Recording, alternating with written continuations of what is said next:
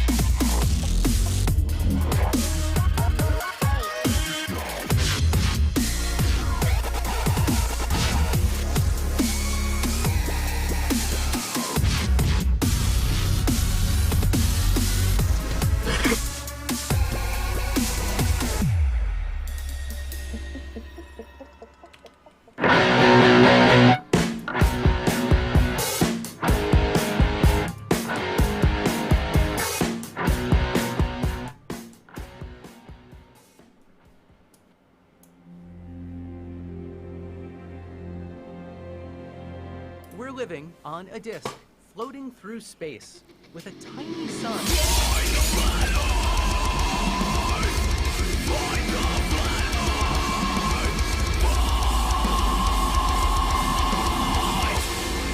Hey, I'm FTFE, welcome back to the channel that does to stupidity what Amber Heard did to Johnny Depp's bed sheets. Thank you everyone for joining once again for a discussion about the shape of Earth and the wonderful things all around that. I hope you've all had a great week. I've been thoroughly entertained listening to the Amber Heard Johnny Depp lawsuit on auditing the Absurd channel.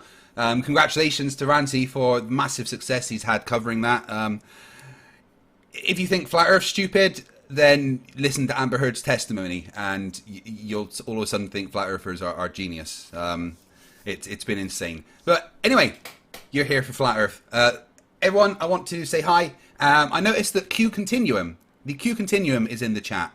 And I do need to ask, Q Continuum, didn't you just die at the end of Picard Season 2? Someone needs to explain that to me. Why did Q die? Anyway, so tonight we are going to have a chat with someone called Chris Curtis. Chris is someone I've been talking to on Facebook. Chris is joining us tonight via satellite internet. Chris believes in satellites, believes in gravity. And I think it's going to be a very interesting conversation because there's a lot of things that are coming from Chris that I've not heard claimed or spoken of from Flat Earthers. So let's just get Chris on and introduce him. Chris, hello, welcome to the show. How are you doing? Hey man, I'm doing great. How are you doing, Craig? It's good to be here. I'm very honored to be on your show. Love your show. You and Michael Toon are my favorite Globies. So well, thank you very much. High praise indeed from a Flat Earther. You watch Nathan Oakley quite regularly, don't you? Yeah, I haven't watched Nathan Oakley as much anymore, but I find Nathan Oakley's channel very entertaining for sure.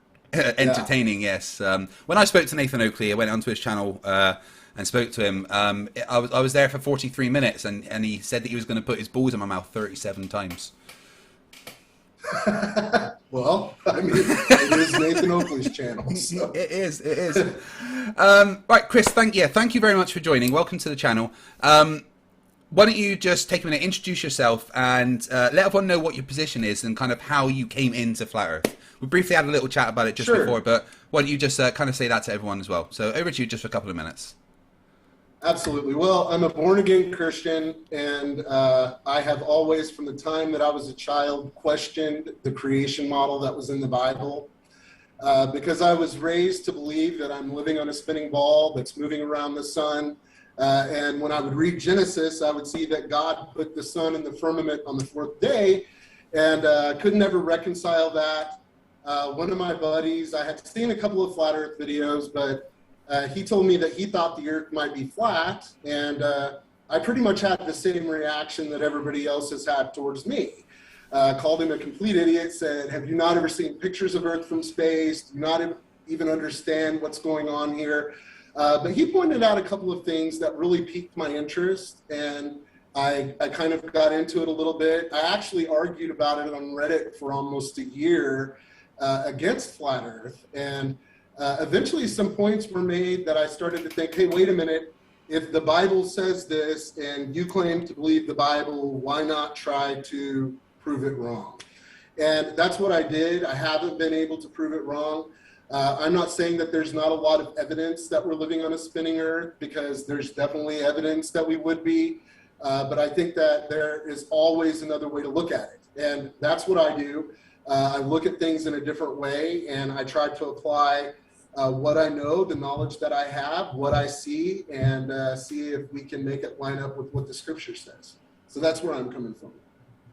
Awesome. Do you have any particular model or map that you prescribe to? You showed me something earlier, which is obviously very different from in general what flat earthers show me. Most maps and stuff that I see presented are some variation of the azimuthal equidistant projection map centered around the north. There's an ice wall around the edge, but what you showed me actually had it was a Mercator projection. Yes, it's a one-sided Mercator. So you've got both a north and a south magnetic pole on it, and that was quite interesting. Could you maybe give us a brief explanation of how you've come to that?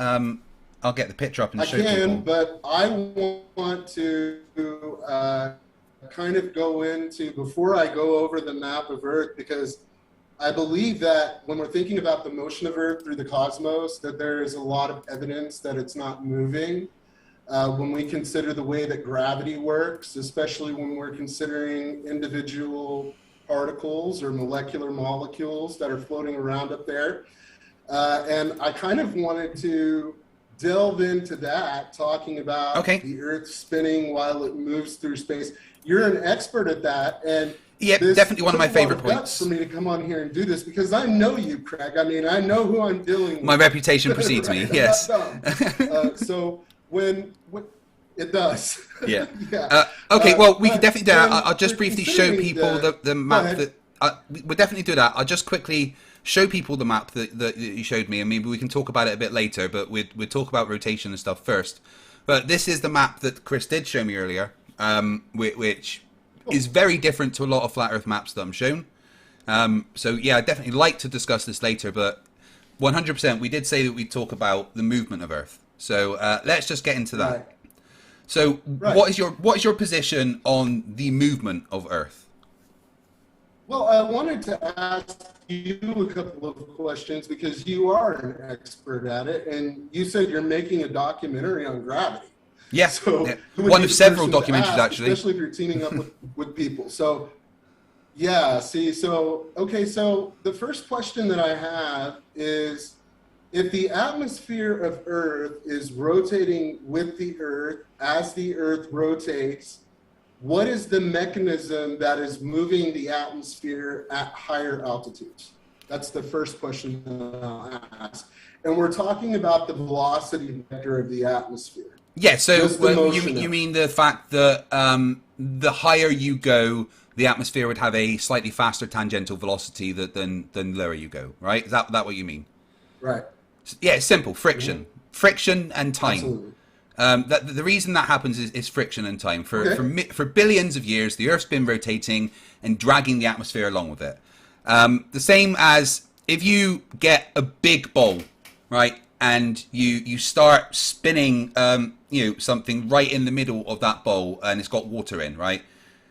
Mm. Eventually, the outside of the water will be spinning roughly the same speed as the inside, because the friction will be dragging it around. Now, obviously, that bowl has friction on the outside as well from the bowl, so there's going to be a slight drag, which you don't get on Earth because space is a near vacuum, so there's no friction the other side to drag it back. Although the atmosphere does lag slightly behind. It's not a completely straight up. You know, the higher you get, there is slight lag of the atmosphere behind the rotation of the Earth. But the simple answer to the question is billions of years of the Earth spinning with the atmosphere attached to it, and no force on the other side to stop it. Okay, yeah, that totally makes sense. I can get the friction aspect of it. But if you think about a ball turning and you're thinking about friction or the air at lower altitudes moving the air at higher altitudes, you also have to deal with the change in direction. So what is changing the direction of those? What do you mean the change in direction? Well, on a ball, you have a ball that is spinning. If I have friction of the lower atmosphere moving the upper atmosphere, in order for the upper atmosphere to do this curve down around the surface of the Earth, the friction of the atmosphere is going to have to make it turn. There's really no explanation for that with friction, which is why the other half of that equation is gravity. Yeah, right? yeah. So the other part of that equation is gravity. The thing that's causing that friction is the fact that gravity is attracting the mass of the atmosphere towards the Earth. That's what's causing the friction, the fact that gravity is pulling the gradient down on itself. That's why there is that gradient. You know, so everything's being pulled towards the Earth, and the Earth is turning, and it's dragging the air with it, and that is just transferred up the column of air as it goes. So, you know, it's not a completely accurate answer, though, because the atmosphere technically formed at the same time as Earth, right? So it was always spinning the same speed as Earth, as it formed from its accretion disk into a sphere. You know, the land and the atmosphere all formed as one, with the entire thing rotating. You know, That's not true, though, according to the scientific establishment, because if you read the literature on it, Earth has gone through a couple of different atmospheres. You have the original atmosphere, but the current atmosphere, the model is that it actually came out of volcanoes.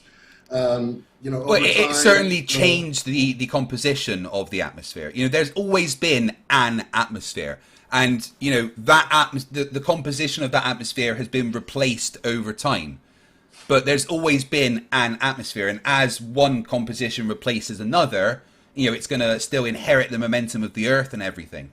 So the fact that the Earth is always rotating, and what comes from it, if it's a volcanic eruption that emits particles into the atmosphere, that already has the rotation of the Earth imparted into it.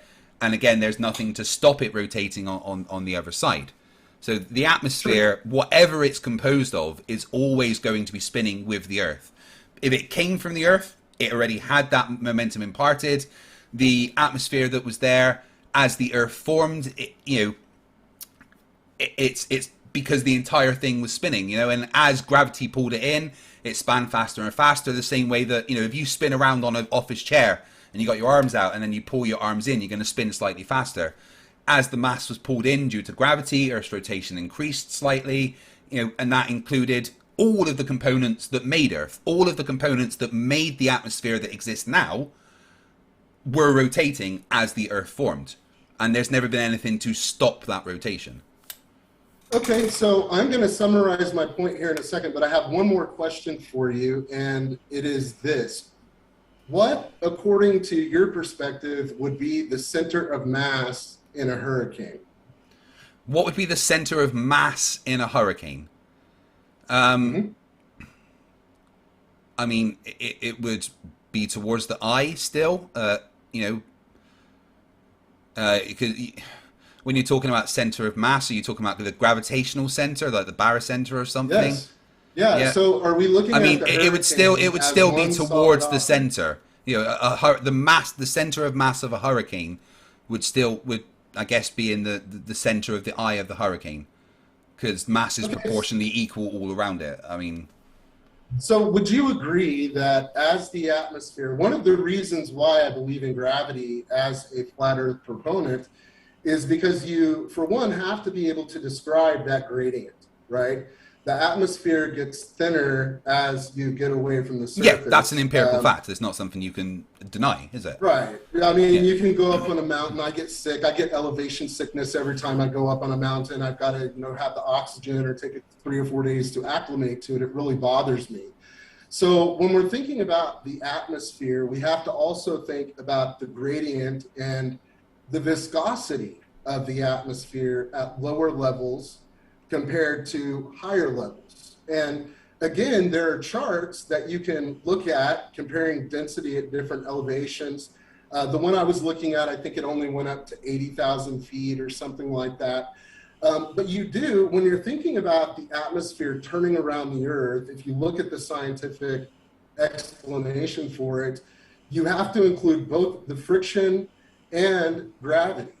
Yeah. And as we go up higher in the atmosphere and the atmosphere is getting thinner, let's go all the way up to the ionosphere, right? Because in the ionosphere, we have oxygen, we have molecular oxygen, we have atomic oxygen, you've got nitrogen, you've got the formation of nitric oxide that happens through the ionization process. You have molecular oxygen kicking off an electron, and then reconstituting itself, and all of these processes taking place. But would you agree that an oxygen molecule, molecular oxygen on the surface, has the same mass as molecular oxygen 100 miles above the Earth? A single atom of oxygen will have the same mass regardless of where it is. Absolutely. Okay, so do you mind if I share my screen real quick? Yeah, go ahead. Okay, great. Hey everyone for joining. Disabled. I see there. Oh, one sec, I'll do that. I see there's 450 watching already. Thank you very much, everyone. Lovely to see you. Let me just change the screen. There you go. You should be able to screen share now. Okay, great. Let me see which one. This one, I think. Maybe. Can you see my screen? Can you see this? You're still showing your camera right now. Hold on just a second. Which one? Screen. Can you see me now? Can you see this? I still just see you. I don't think you started sharing your screen. Oh, it says it. Hold on. What's going on? Whiteboard, phone, screen. Oh, share. I got to click the share button. There we go. Makes sense. Okay, great. Okay, so what I did is I figured out in kilograms the atomic weight of an oxygen atom, a single atom of oxygen. Because the atmosphere is in a gradient, we can't really calculate when we're looking at how gravity would affect the individual layers of the atmosphere as far as being able to turn those particles. We can't. Sorry, say that again. The same all the way up, because gravity. Well, the higher you go, we can't look at the atmosphere as one solid object, right? Because you have a gradient. So as you get higher up, the atmosphere is thinning out, and you have less substance, right? You have a lot fewer oxygen atoms 60 miles above the surface than you do on the surface, right? So when we look at a mole of oxygen, if you take that and you just, calculate it out and find an individual oxygen atom, this is what we come up with. And this is 200 kilometers above the surface, but I want to start out at 1 meter above the surface, because this is what is allowing those particles to change direction. And down here, we can see the calculation for that. We can see that it is 0.0000000103 newtons at 1 meter above the surface, talking about the gravitational force between the center of the atom and the force that would be applied to it, right, so if I go up to 1 kilometer above the surface, I want you to notice the difference in the number here. So now we have 14 zeros before we have the... Exactly what is a gradient, 13 before we have the 1, right? Yeah. And if we continue to go up, if I go up 200 kilometers above the surface, which we're in the well into the ionosphere, this is the number we get. Now we have 19 zeros, right, before we have the number. And So when we're thinking about the gradient atmosphere, we have to think about the friction. So you have to think about the viscosity of the lower layers of the atmosphere. As you go up, the atmosphere is thinning. You're not going to have the same viscosity in the upper atmosphere that you're going to have in the lower atmosphere. Would you agree with that? Yeah, it's less dense, so yeah. Of course. So if the higher atmosphere it doesn't have the turning capability that it does at 1 meter above the surface. And it's what do you mean turning capability? Well, gravity is what's turning that particle, right? If I have gravity is pulling. Gravity is not what's turning the particle. Gravity is what is pulling that particle towards the surface of the Earth, which is what is technically creating the friction. But obviously you have to take into account one of the most important factors in all of this, which is the conservation of momentum, the fact that that atmosphere has always been rotating. But the atmosphere above needs to be pulled by friction and gravity continue to turn, or otherwise it would be sidekick. Right. It's always been rotating, so it's always had that momentum on it. Sure. That never changed. Let's look at it from this perspective.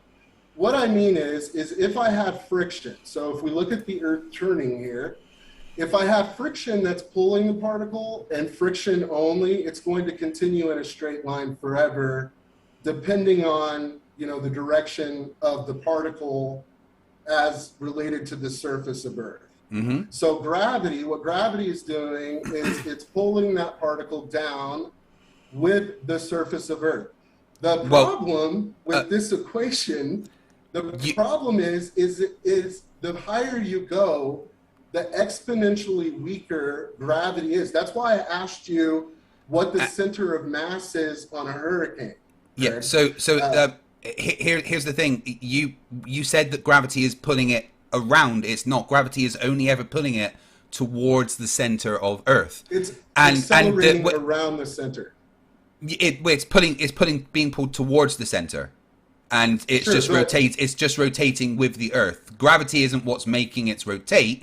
Gravity is pulling it towards the center, which is imparting friction. But the fact that there is a gradient at all is an explanation of that weaker gravitational force. That's why there is a gradient, because the mass of of a single molecule, a single atom of oxygen, has less gravitational force applied to it the further away from the center of Earth there it is, which is why there is a gradient, because there's less force to pull it down on top of the layer below it, which has a slightly higher gravitational acceleration. So that explains the gradient in itself. Do you remember our conversation yesterday when we were talking, when you were saying that when we're considering the tangential speed, we don't really consider miles per hour as far as how fast something is moving? And tangential speed is miles per hour. My point was, like a lot of flat earthers, you use the phrase spinning in miles per hour, and that is just fundamentally a wrong thing to say, because you can't spin, especially when you're describing a spherical object, a ball. You can't ever say that ball is spinning in miles per hour, because the miles per hour will only ever the miles per hour will only ever describe a tangential speed at one point on that ball. If you want to describe how fast a ball is spinning, right? Any ball, if you can't do it in miles per hour. You can only describe how fast the ball is spinning in something like radians per second, revolutions per minute, or degrees per hour, because that describes the movement of the entire thing. So I know it might seem like a little thing to a lot of people, but it's something that irks me incredibly, is when people say spinning in miles per hour, because it's just not right. You can't spin in miles per hour. Miles per hour is literally only a description of a straight line tangential speed. But you're saying that the atmosphere moves by friction. I'm saying friction is pulling it along. along so with how fast and is that it pulling the upper atmosphere along? I think when the maths was done, the upper atmosphere, when you go, up say a kilometer, it was about an extra 30 miles per hour of a tangential speed. Okay, so it is miles per hour then. I'm talking about a tangent. Right? Yeah, Let's pretend that I said tangential speed. I didn't say spinning. I'm talking about the tangential speed of the atmosphere. I have wheels, though. Let's pretend that I'm a layer of the atmosphere below the layer of the atmosphere that's pulling me along. So it's a big conveyor belt, right? Yeah. So if I'm a conveyor belt and the conveyor belt is pulling me along like this, and you go up with less and less viscosity, this is the key. This all works together, right? So if I separate two things, if I have a wheelchair on a track that isn't moving, but the track is moving below me, or I have a racetrack around the equator of Earth, I need to travel 1,035 miles per hour to get back to that point. Yeah, that's the tangential speed, right? Yeah. Is pulling the atmosphere above. Okay, that's what I was getting at when you and I were having our conversation yesterday, when we were talking about the clouds on Jupiter. But again, the problem when you really think about this is the viscosity is exponentially less as you go higher. So if we're thinking about friction, on the surface, that is when I'm going to have the most friction. Mm-hmm. Right? As I rise up, since the atmosphere is getting thinner, there's going to be less friction, which means I'm going to continue to slow down. So you remember earlier when you remember? Hold on. The problem with this is just you. I just want to say you remember earlier when I said that the top of the atmosphere actually does lag behind. It actually does. It does. It literally move to the east. No. If you follow the atmosphere from the ground, a column all the way up, that column, the higher you go up, lags behind the rotation of the Earth. Okay, so have you ever heard of super rotation? In what context? Well, nature, 1971 was when they first discovered it. They came out with an article that showed the upper atmosphere of Earth, 200 kilometers above the surface, is actually moving to the east 30% faster than the ground is spinning. The atmosphere actually lags behind. Now, since then, well, this is not according to the scientific establishment. Well, no, the scientific establishment is what says this. In fact, I've spoken to several experts in the field who even showed me the maths behind how you can calculate how far behind it's lagging. Geophysicists and stuff. So this is what they say. So it's actually does it start to lag behind? Does it? Okay, because like I said, the higher you go, the more it lags behind. That's a fact. But storms. But why do storms what? Sorry. Why does the jet stream blow east? That's to do with like temperature and stuff. And again, the jet stream is kind of so you have this jet. Wait, hold on. The jet stream is is contained within a very small layer of the atmosphere. The jet stream doesn't go all the way up to the edge of space. All of the jet streams, there are 4 of them. Yeah. But if say we're talking about the main jet, if say we're talking about the jet stream, the main jet stream in the northern hemisphere, right? That doesn't expand all the way to outer space. The winds that are there, it doesn't go all the way up. Outer space, it's moving faster than that. No, again, the atmosphere actually lags behind slightly. If you get up in outer space, it's actually moving faster. Yeah, again, the atmosphere actually lags behind. Nature article. I'm not going to link to it. I'm not going to link to it because it's a paid-for article, but I will pull up the article so people can read it. Upper atmosphere, 200 km, and rotation variation in the upper atmosphere. And again, this is a peer-reviewed scientific. You guys love peer-reviewed articles. That's what this is, and now my internet's lagging behind. But you can see here that it is moving 20 to 30% faster than the Earth. So there exists a net west to east wind of the order of 100 meters per second, or negative. Yeah, So I mean, there's going to be systems, of course. There is going to be. Defies physics. Well, no, there is. It doesn't defy physics. There's going to be certain systems that, you know, are doing things due to temperature and lots of other things. But in general, the atmosphere lags slightly behind the rotation of the Earth overall. And I can get the links Okay, to so let me citations tell you for that. what would happen if it did lag behind, okay? Because we've got to follow. My internet connection is unstable. If you lose me, I will be back. So if we're lagging behind, I want you to notice what's happening.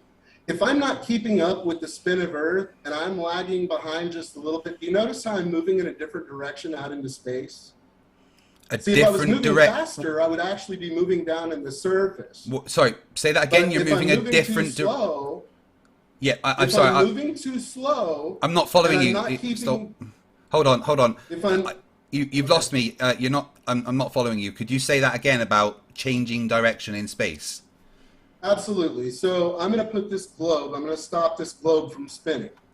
Right. And if I am the atmosphere above the Earth, I am moving in this direction. Right? And as I'm falling around the Earth because of gravity, I'm changing direction every second.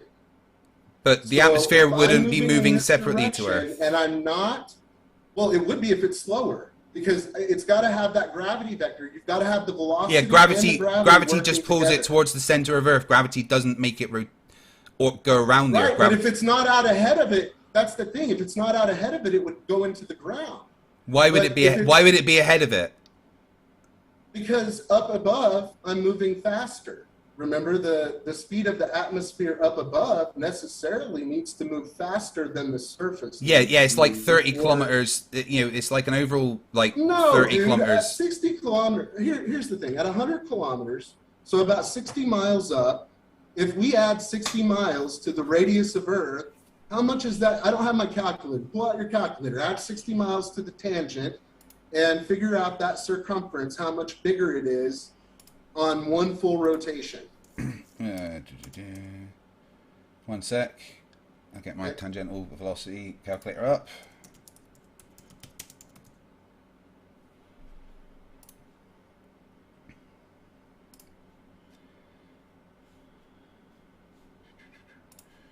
All right. Over 24.9, over the full circumference. How big is the circumference of that surface? So the circumference of Earth is what, 6,371 kilometers? 24,900. Or yeah, you're in kilometers, never mind. It's 24,901 miles at the equator. Right, you want to do it in miles or? It doesn't matter. Radius of Earth in miles, just to double check, get the right number. So 3693 is the radius of Earth in miles. So we do this in miles. What was it? 3693. 3693. Right.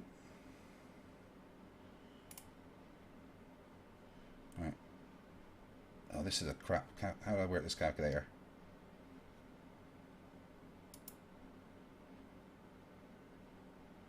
Where do I add the?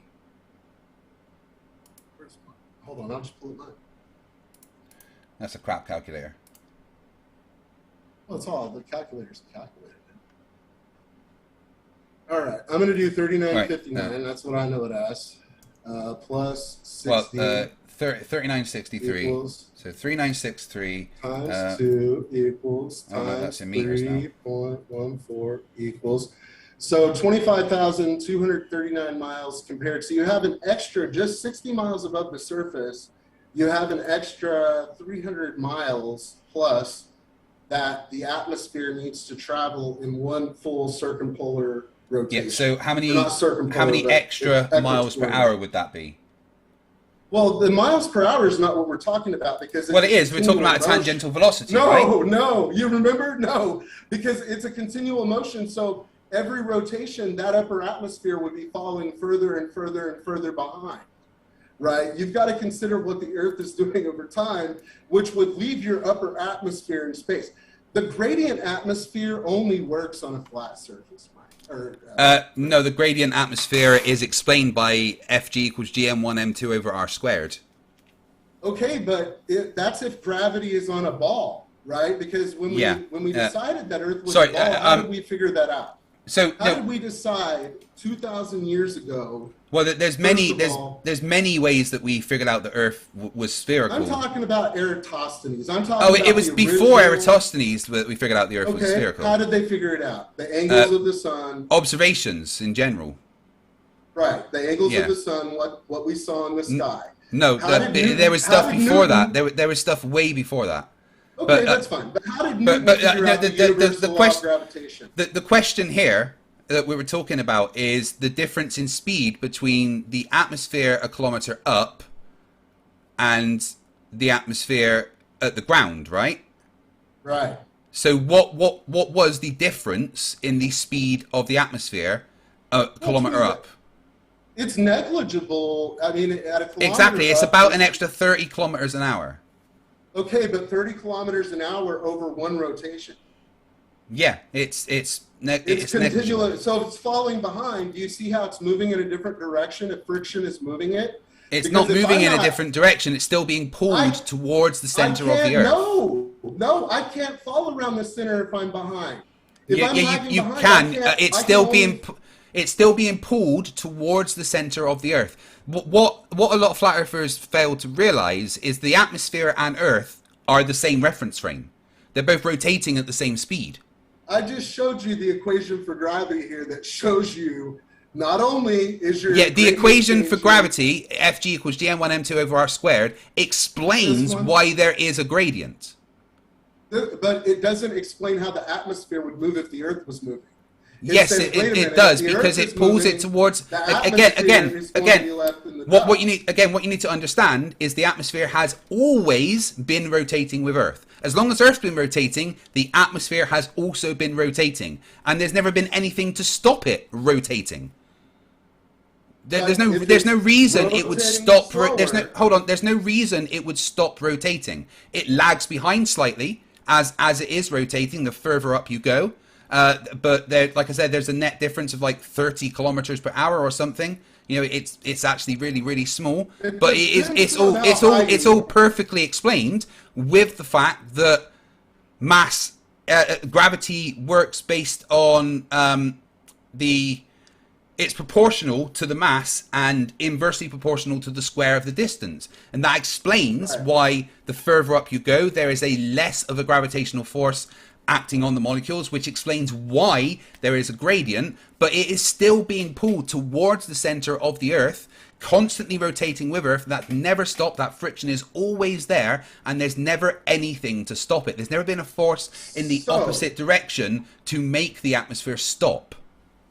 Okay, so if I'm starting at the top, we're going to put my frame of reference at the top as though I'm standing on the top of a ball. And this is a volcano that's emitting into the atmosphere 2 billion years ago. We'll fast forward 100 years in time. Now I have oxygen molecules that are 100 miles above the surface. Right? So if I have oxygen molecules that are 100 miles above the surface and they're traveling slower than the Earth is rotating, they're not going to be able to keep up with the rotation of Earth. Are you not understanding this? If I'm not traveling in the correct direction, I'm not gonna fall around the Earth at the same altitude. I'm gonna either fall into the rotational ground, or I'm gonna go into space. Maybe I misspoke. I didn't explain properly. So, if the atmosphere was a perfect straight line, if it was a perfect straight line up, it's not. Remember, it lags behind, like I said, right? If it was a perfect straight line up, then the atmosphere at the top would have an extra roughly 30 kilometers an hour of a tangential speed. But it's not. It lags slightly behind. But it's still rotating at the same 15 degrees per hour. That never changes. But it has to be rotating out here, or it's not at the same altitude. It's losing altitude. But again, it's still always rotating at 15 degrees per hour. That never changes. No matter how high the atmosphere goes, it's still Oh, rotating okay. at 15 degrees per hour. Even if it's like lagging behind slightly, even that's all still being dragged at 15 degrees per hour. Okay, so Nothing if that I never have- changes. Let's say that it only lags behind 30 miles over a complete rotation. Okay? Yeah, again, that's not it. Like actually falling behind 30 miles. That's It's just falling behind the lower no. atmosphere below it, which is Right, okay. allegedly I pulling see. it. I see the problem. I see the problem. It's not falling. When I say lagging behind, I don't mean that it's literally going slower. I just mean that it's being dragged. Imagine a flagpole, a big flagpole, right? And you're running with it. The top of that flagpole is going to be lagging slightly behind you because of the drag on the flag bending the pole, right? Okay, So let me finish. Let me finish like my a analogy. comet. Let me finish my analogy. Let me finish my I get analogy. it. Right. So even though the top of the flagpole would be lagging behind, it's still traveling the same speed as the rest of the flagpole. The same with the atmosphere. Even though the top of the atmosphere lags behind slightly, it's still traveling the same speed. It's still rotating with that same 15 degrees per hour or 0.000694 RPM. That doesn't change. Okay. Well, yeah, you're weaving a tangled web here. No, And I'm not. You might be thinking that you're making an argument, but you're actually not making an argument at all. I really You're am. I proving literally what just I'm explained saying. it. Okay, Again, so if there I'm is lagging no actual lag behind. It's not falling behind. It's not traveling slower overall, right? It's still No, it's rotating traveling with. faster. No, it's still traveling rotating with the 30% same. faster. It's still rotating with the According same to science, velocity, right? peer-reviewed. Again, that Peer-reviewed just article. applies to certain areas with winds and stuff, right? Not to the entire atmosphere. Right. See, that's the Right. whole thing. Like, let's use Occam's razor here. Before we were brainwashed, right? Before you were brainwashed, I was we never were living on brainwashed. the spinning Hey, ball. Chris, Oh, of course let's you not do that. Let's not call me brainwashed, all right? were. Okay, I apologize. Okay. Before If you want to we go were down the brainwashed indoctrinated- route, we can talk about religion, all right? But if you want to keep this I civil, would let's love not to call me talk about brainwashed. religion with you. Are you a Big Bang enthusiast? Because we can go down that road all day Enthusiast long to isn't the show right you how word. The stupid evidence that is. suggests that the Big Bang it was a thing. But don't call me brainwashed when I'm you sorry. believe in religion. I Okay. truly am. I apologize, okay? I apologize for calling you brainwashed. I truly do, and I mean it in my heart. That was wrong of me to call you brainwashed. But what I meant was that we have been told that we're living on a spinning ball from the time we're children, from the time we're laying in our baby bed. We're looking up at our little spinning mobile, and we're thinking, hey, I'm living on a ball. You ask any 2-year-old where they're living, it's not because they're smart or educated on the dynamics of a spherical earth. It's because that's what they're told, and that's what they believe. And when we're Disagree. raised with that, the initial reaction, just like mine was, I had the same reaction you did. I could have gone another way because I do understand science, Craig. I could have gone and argued the globe. I almost did. I tried to argue the globe, and it was, like I said, God, and kind of led me in this direction saying, wait a minute, you were told this, but maybe what you were told doesn't really work the way that you think it does. And obviously it doesn't. Like, I can see that you're a little bit flustered by this. I'm really not. Because I haven't been gravity flustered doesn't at all. lie. Gravity. Gravity doesn't lie. Chris, Because if I here's go to the. 100 kilometers, Hold on. Here's and I here's do the. the same, hold on. Notice how much less. Let's go to 50 kilometers. And think about, this is exponential, right? These are exponential numbers that we're talking about. Do you know what exponential Let's means? go to 20 kilometers. Yeah, well, I'm not exponential in Yeah. Okay. So again, when you're showing that linear. gravitational force on a single atom of oxygen, that is proving the fact that we have a gradient. That is why Of course. there is a gradient. Right? No I'm one's not arguing arguing the that gradient. this I'm saying happens, it's right? impossible for that gradient to be moving with the spinning Earth. And That's can what I I'm see saying, that? because Right, okay, if right. you- Oh, that's a lovely claim, Chris. That's a lovely claim. Now, can you provide the maths specifically just that did. says that? No, none of the I maths that just you provide. provided the math. None of the maths that you provided say that's impossible at all. Well, what is more possible? Let's use Occam's razor, right? Let's try to figure this out. Occam's without razor our doesn't care about preconceived maths. perspective. You made a It cares specific about claim. Hold on, Chris. probability. Chris, hold on. You made a specific claim, right? That it's impossible for the gradient to be rotating with the Earth, right? None of the maths Absolutely. that you've shown say that it's impossible. In fact, the maths that you are showing right now, it shows why it is possible, right? So can you show me the actual maths that you've done that shows that it would be impossible for the gradient of the atmosphere to be rotating with the Earth? Yes.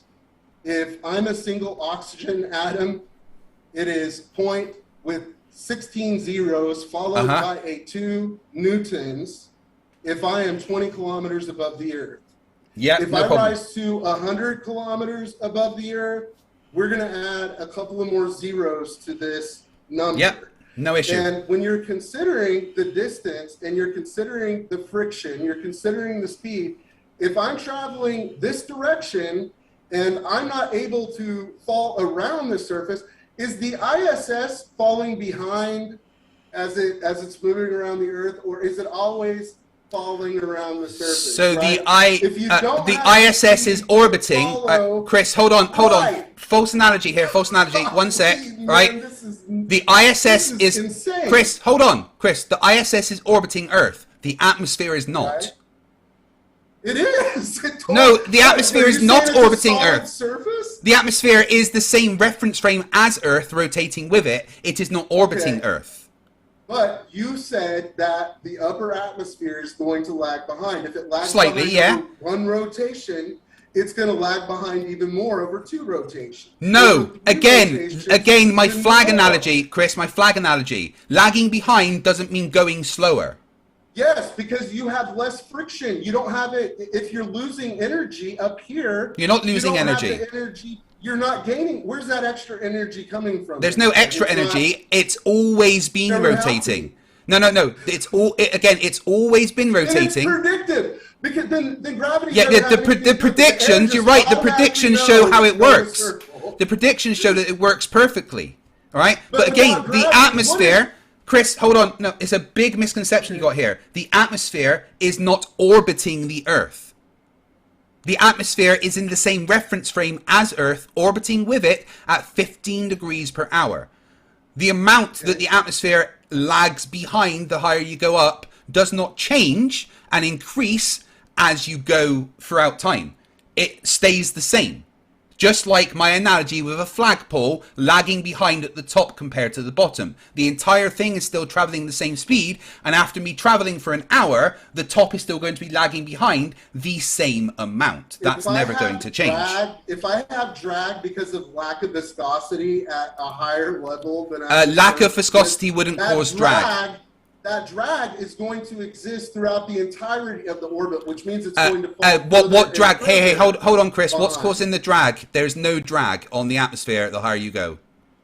There's nothing to Absolutely there cause is, drag. because you have a gradient. Space At the doesn't have surface- friction.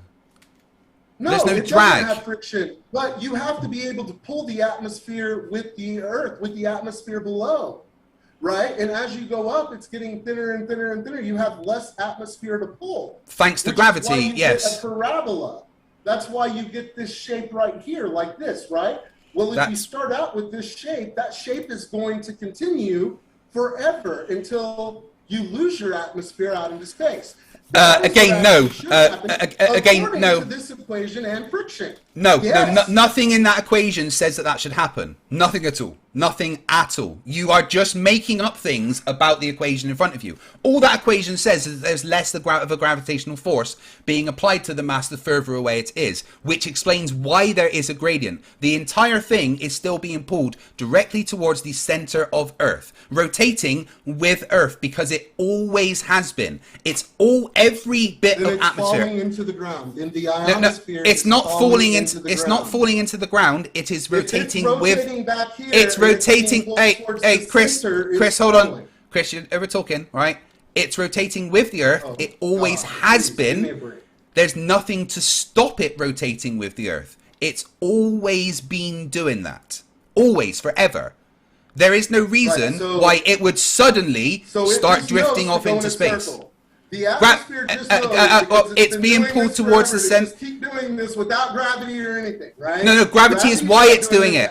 Gravity is what. Gravity Gravity is pulling it towards the center of the Earth. if I'm not ahead, if I'm not out ahead, I'm not falling around the surface, I'm falling behind and into the surface. The atmosphere is not falling towards the Earth. The atmosphere is not... It was. No, I didn't. You just said that. I did not. You just said that the Earth is pulling the atmosphere towards it. If yes, I'm back everything... the Earth... I'm being pulled towards the Earth right now. Right, Chris, I'm being pulled towards the Earth. Chris, listen. I gotta be here. Chris, I'm being pulled towards the Earth right now. Am I falling? If you were up in the air, you would be falling, yes. Unless there was a buoyant enough layer underneath me, which is why there is a gradient.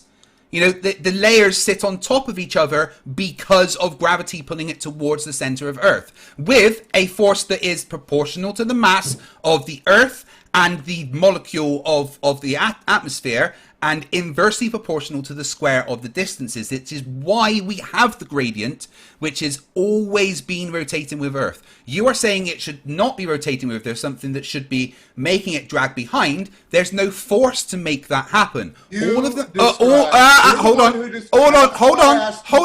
on. All of the maths that you've presented back up the fact that we have a gradient that rotates with the Earth. There's nothing that you have presented mathematically to say that that can't happen. Nothing at all. You are saying that the atmosphere is rotating with the Earth. According to you. No. Hold on. You are saying the atmosphere is orbiting the Earth, which is fundamentally false. It is not. It is rotating with the Earth. It is the same reference frame. I didn't ever say it was orbiting the Earth. That's what you literally did. I literally asked you, Chris. Hold on. Okay, I literally asked you the question. It was a misspeak. So if I'm on the surface as the atmosphere, what is pulling me a meter above the surface? What is pulling you? Pulling you where? You said it's friction. You said friction is what causes the atmosphere to move with Earth. Yeah, and the fact that Chris, hold on. And the fact that it's always been rotating and nothing is there to stop it rotating. No, because Earth is moving this way. You're thinking of Earth as stationary, which it is. No, I'm not. I agree with you. It's not. I'm not thinking of Earth as stationary. Okay, if the Earth is rotating. The sun, as it spins, and the atmosphere is rotating, it would just continue to rotate in the same spot. It doesn't know to rotate. If it doesn't have gravity, it does have gravity. It does have gravity. What do you mean if it doesn't have gravity? It does have gravity. Right, but if the friction is pushing it off in a different direction, the friction's not pushing it off in a different direction. Friction's not pushing it off in a different direction. Friction is dragging it with it. This is simple. It is very simple, and I'm surprised you don't understand it. I'm beyond this because there's less friction at 60 miles above the surface. You admit correct, it. and that's why. And there is also less atmosphere, so less friction required. But the atmosphere above the surface needs to move that much faster. How much more ground is there? 100 kilometers. But again, it doesn't. Into the ionosphere. The tangential speed is very That's what you little guys like change. To say, but this is to make your ball work, right? It's like it does work, and physics shows why it works. And dark energy is invisible. 95%. Hey, we're not talking about dark energy. We're not talking about dark energy. No, but it's something. It's all related. No, it's really not all related. It's not. It's not related to the. Hey, Chris, stop. Hold on, Chris. You really don't. You really don't. I'm afraid. This is frustrating.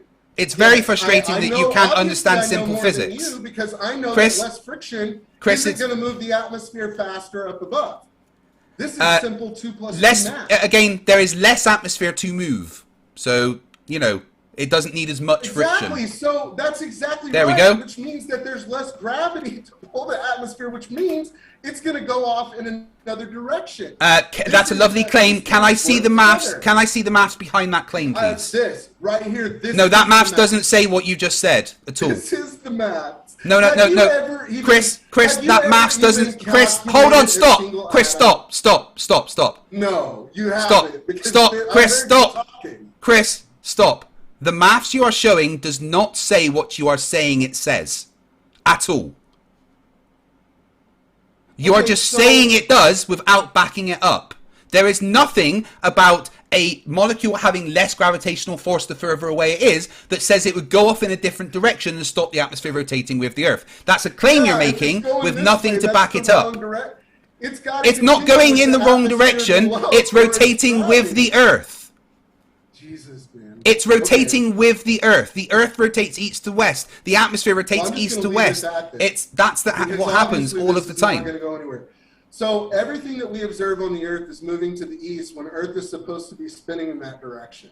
Yes, everything on Earth moves with the rotation of the Earth. The atmosphere included. It's the same reference rate. There's no rotation of the Earth because... I mean, there is. It's been measured. It's like Aristotle. Okay, Aristotle, the reason why Aristotle didn't really go for the heliocentric model, if you read about Aristotle, is because he was thinking, okay... Yeah, he was more geocentric. He was very geocentric, and the reason why is because... I mean, geocentrism reigned supreme until about 500 years ago. It's irrelevant to the rotation of the Earth. Well, the only reason, yes, but all of these motions that we have observed is the reason why we ever came to the conclusion that we were rotating around the sun in the first place. It's been... No, we came to that conclusion because it's been measured. What in the hell? I'm talking about Copernicus, man. I don't care about Copernicus. I'm talking about the rotation of the Earth. I don't care about what Copernicus said. I do not care about what Copernicus says. All I care about is the evidence that we can... Copernicus came before Newton. I don't care. It doesn't matter. Universal law of gravitation. It's irrelevant. Watching these bodies. All of that is irrelevant to the rotation of the Earth. No, it's not, because you assume it 100% is. It's 100% irrelevant to the fact that we have measured the rotation of the Earth. No, you haven't. You haven't measured the rotation of the... No, I actually did measure. I've done it myself. Really? With what? A pendulum. A pendulum? Yeah. Well, why does a solar eclipse affect the pendulum? It doesn't. That's a claim that's never been backed up. Okay, well, it has. No, it hasn't. It's called the Chandra Effect. Stop. What you're talking about is called the Chandra Effect, the claim that a solar eclipse makes a pendulum swing faster or slower. It is a claim that has never been verified, never backed up, never shown experimentally. No, there's nothing. No, it wasn't. It's never been verified. It was observed. No, it's never been observed. It's never been observed. The ionosphere is above us, right? The ionosphere is irrelevant to measuring the rotation of the Earth. Let's stick to that. Okay, but let's think about this. It's not irrelevant when it comes to the pendulum, because it is. I have an ionosphere. The ionosphere is irrelevant to a pendulum. They're releasing electrons. Do electrons have mass, by the way? Very little. Okay, so these free electrons are also moving with no gravitational effect whatsoever. Gravity does affect electrons, that's incorrect. In the ionosphere. But if the ionosphere is moving above us, right? None of this is relevant to the drift of a pendulum. It absolutely is. It absolutely is, because in my model, the sun, the moon, and the stars are below the Earth. They're what, sorry? And they're under us. And the wait, hold on. In your model, the sun, the moon, and the stars are underneath us. Yes. Even though we look up to see them. Yes. I just want to clarify, Chris. You're saying that in your model, the sun, moon, and the stars are underneath the ground. Yes. Even though when we go outside and look up, we see the sun, moon, and stars. Right. You want to know how it works? No. I don't think I'm ready, frankly. No, I don't blame you. That's going to be a lovely clip. Anyway, so let's go back to the rotation of the Earth with a pendulum, which you seem to be avoiding. Yeah, no, you can't make a clip out of it until you hear me out on it. Right? Because the Earth, Earth, according to the Bible, and the Bible is way older than the heliocentric model, right? According to the Bible, there's an angel standing to the east of Eden that is blocking our access, waving a sword in every direction. This is why you guys think you're living on a ball, is because there is an interdimensional reset sphere that surrounds the Earth. What did the ancient Egyptians say? They said, as above, so below, right? If I'm looking up... How many ancient Egyptians are around? They're all dead. If you look at my map, Okay, if I hit the east side or the west side of that map, I'm going to fall off the edge, right? Uh-huh. But because it sits inside of a 6-dimensional lattice, it resets on the other side. Now, I can explain this. So it's I Pac-Man. cannot mathematically describe the 5th dimension, No, you but couldn't. I can explain how it works. So in the first dimension... You couldn't mathematically okay, we have describe one what you were dimension. talking about just now. But Well, one dimension can be described mathematically. 2 dimensions can be described mathematically. 3 dimensions can be described mathematically. 4 dimensions can be described theoretically. you ever read Flatland? Right? No, Have I you- haven't. But I think it would be... I think it would be before a you good continue on this line of thinking, you should read Flatland. Okay, Because well, let me just it continue my might line. help you. So the way this works is in one-dimensional space, you have the highest dimension of space with all of probability existing in one singular point on the Planck scale. I'm Which not high means enough that for this. theoretically, probability-wise, I could exist in any point of space in one dimension based on probability, right? When I add a second dimension, what I'm doing is I'm Just removing butchered the quantum obstruction mechanics. from one-dimensional space, right? So now I can color. I can color on a piece of paper. In 3D space, I'm adding space, so I'm adding another axis, but I'm also adding obstruction, right? I can knock on walls. I can't walk through a wall.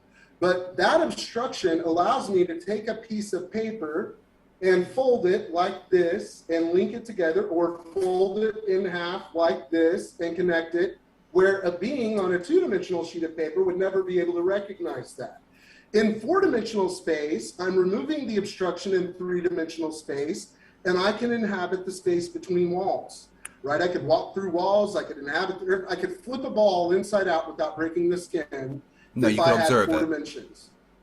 Okay, it's not provable. It's theoretical beyond the 3rd space. Yeah, I know. right? You're kind of No matter butchering what the we theory, look at. but, you know, go on. Well, okay, so when I add a 5th dimension, I'm adding another axis, which you and I cannot visualize. It would be impossible. It would be like imagining 3D from 2D. But with that axis comes obstruction. And that obstruction allows God, okay, through the angel Zotiel, to stitch the earth together with a big sphere that surrounds it. So when I look up, I'm seeing the stars that are underneath the earth. Now, this model allows the universe, because the sky is a specific distance above me as far as where that reset line is, and the cosmos is wrapped in the 5th dimension, it allows the cosmos to be huge. It allows it to be light years, just like we think it is. It allows the sun to be very far away, and the moon and the stars. And because the sky, because that interdimensional reset line is above me at a specific distance, that's where those things show up, right? So when we look at the sky, if we're looking up and seeing underneath us, right, with the sun, the moon, and the stars, and you look at that map, the way I do this to show the proof of concept is with a parabolic mirror. See, you guys think that you cannot replicate the sky on a flat earth. In my model, using a parabolic mirror, which is giving the same effect as what it would be if with an infinite universe below you, looking up to a specific distance, I have a northern and a southern circumpolar motion. You have to use an equatorial mount to follow the stars in this model. And also, it's possible for us to go to the moon on a flat earth. So there are a lot of things that this model changes about the understanding of the model that the scientific establishment has accepted. If I want to go into the cosmos, I can. You know, if I take a transfer orbit around the Earth, so if you think about the ISS, you know, if I was going to go into Unfortunately, transfer, we've been I'd to go a space little and higher seen the spectrum. sphere, so, you know, all of that was nonsense. Okay, well, whatever you think, all of the mass in this model is below us, right? So this is how gravity... And Oh, yeah, I not forgot only the that, it sun and the fixes moon and that are gravity. underground. Right. The entire cosmos is under the Earth, which means that it should be included in the mass of the Earth. And it's not. This is why gravity is broken when Gravity we is look out not to big broken. objects in the solar system. Gravity works Super perfectly for the rotation solar of system. gravities, or super rotation of galaxies. All of these things are observed. And Dark explained. energy is a requirement in your model. 95% of your universe is missing because you don't have a complete model. You have a religion. The heliocentric model is a religion That is just, you like to No, argue. no religion, nothing religious about it. Again, please do not strawman me by saying that. Please do not strawman me. Please do not strawman me by saying I have a religion when I do not have any beliefs at all. Right? Really? That's not how I work. I base my. I know I don't have a belief. I base my position on evidence and logic alone. No beliefs are required. We don't worship anything. We have no religion. Please do not put your childish need for faith on me. Okay? I love you, brother. I'm not trying to. You definitely are. To this life. Anyway, so I'm not. all of that was a complete avoidance of the fact that you can measure the rotation of the Earth with a pendulum. Whatever you think. I can say the same thing, that the motion, because of the way my model works, that all of that is happening because of what is Okay, so in your model, what causes the drift of a pendulum to correlate exactly to your latitude on Earth? The sky, because if you look at my model, okay. How does the sky affect the drift of a pendulum? There are two circumpolar motions that are spinning in a circle. How does the sky affect the drift of a pendulum? It's under us. No. How does the sky affect the drift of a pendulum? Because it's under us. It's part of the mass of the Earth. The motion that's taking place under us is affecting everything. The electrons that we're experiencing when we look at, or that we're looking at when we look at the ring laser gyro. Right, but specifically, what forces? Right, specifically. These are quantum machines. Right, here, hold on. Specifically, what forces are involved that allow the drift of a pendulum to correspond exactly to your latitude on Earth, according to Foucault's sine law, which includes the radius of Earth? Will you pull up my map and I'll show you? Okay, so I want you to look at the latitude lines that are on this picture. The further north you are, the further you are away from the equator. Remember, you have a circumpolar motion happening here, and you have a circumpolar motion happening down here. All of the stars are along the ecliptic. So everything within this 47-degree swath of the sky is traveling from here to here in a straight line. Yeah, I'm not talking about stars, I'm talking about a pendulum. The further north you are, wait, man, think about it. The further, there's a circumpolar motion happening under you here. All right, so how does something happen under you affect the drift of a pendulum on the surface? What force? What force is being applied? Hold on. What force is being applied? What force is being applied to make the drift of the pendulum happen in your model? You think that it's the Earth spinning under you, and you just asked me what force it is under me. So the fact that the Earth is rotating and imparting Coriolis forces is why a pendulum drift correlates to the latitude on Earth, right? The Coriolis forces happen here because of the stars that are moving in a circumpolar motion. The Coriolis isn't physical deflection of things based on conservation of momentum. You keep saying it's the stars, but wait, Chris, hold on.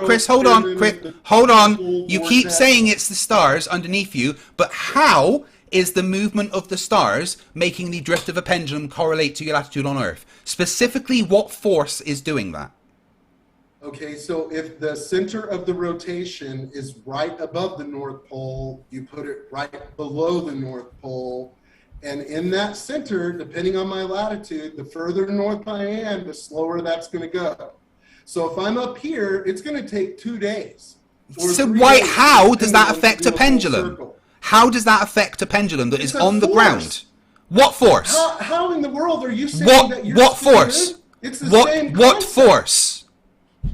It's gravity. Specific. Dude, I mean, what else? No, gravity isn't. Gravity isn't what makes the drift of a pendulum change. It's all of the forces, actually. It's gravity, it's electromagnetism. You also have electrons that are moving. Okay, electromagnetism isn't the answer because it happens regardless of the material. Right. Right. So nothing. Right. All you're doing is saying the stars. All you're doing is saying the stars are moving, Therefore, the You're pendulum's saying moving. Earth is rotating when I just showed you, based with math and with science, that it's Yeah, not rotating. but the fact that a pendulum drift correlates to your latitude on Earth is evidence that the... If I have a gradient Chris, atmosphere, I don't need to stop, explain the way it stop. Right. The fact that the pendulum's drift correlates to your latitude on Earth is evidence the Earth is rotating. Not evidence that No, the it's Earth is not. not rotating. Yes, it is. Because it matches the No, it's prediction. not. Yes, it is. It matches the prediction. It follows the scientific method for being Then why exactly do I evidence need- of that. Why do I need an erector for a gyroscope in a plane? A regular mechanical. A pendulum isn't... we're not talking about gyroscopes. We're talking about a pendulum. I understand this. I understand Right? what So you're let's saying, stick and to I'm the telling you. pendulum. Let's stick to the Okay, pendulum. so how does the moon move the oceans, Craig? Right, is the moon gravity isn't a pendulum. Stop trying to change subject. We're talking about a It's pendulum. Okay, but the moon can move the tides, and The stars moon and isn't the a moon and pendulum. the sun. The moon isn't a move pendulum the on pendulum. Earth. The moon isn't a pendulum on Earth. Regardless of where the moon is, it doesn't matter where the moon is. The pendulum will So still the moon drift. can lift a big body of water and move it with The moon, gravity, but it can't move a it pendulum. doesn't matter where the moon is. The drift of a pendulum will still correlate to your latitude on Of Earth. course, because you have the circumpolar. It's the entire heavens. Look at your picture. What force The entire are the heavens are imparting? moving. What force are the heavens What imparting? force is the moon imparting?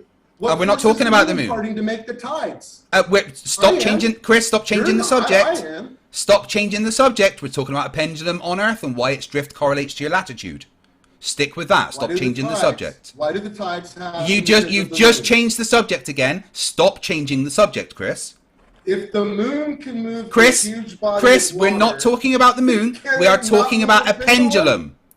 No, I'm talking about the entire sky moving. Yeah, but right, I'm what talking about force? not just What the moon. force is the sky moving, imparting onto a pendulum that makes its drift correspond to your Gravity. latitude? What is the moon imparting on the ocean? Gravity pulls directly down and can't change your drift in a cyclical motion. No, but they're moving, so you have gravity and the motion, which does. You've got The motion of what? and gravity. Yeah, you Absolutely. keep saying the motion. The motion entire of heavens. and the heavens moving impart what force? Gravity. Gravity is a straight down vector. It's not moving side to side.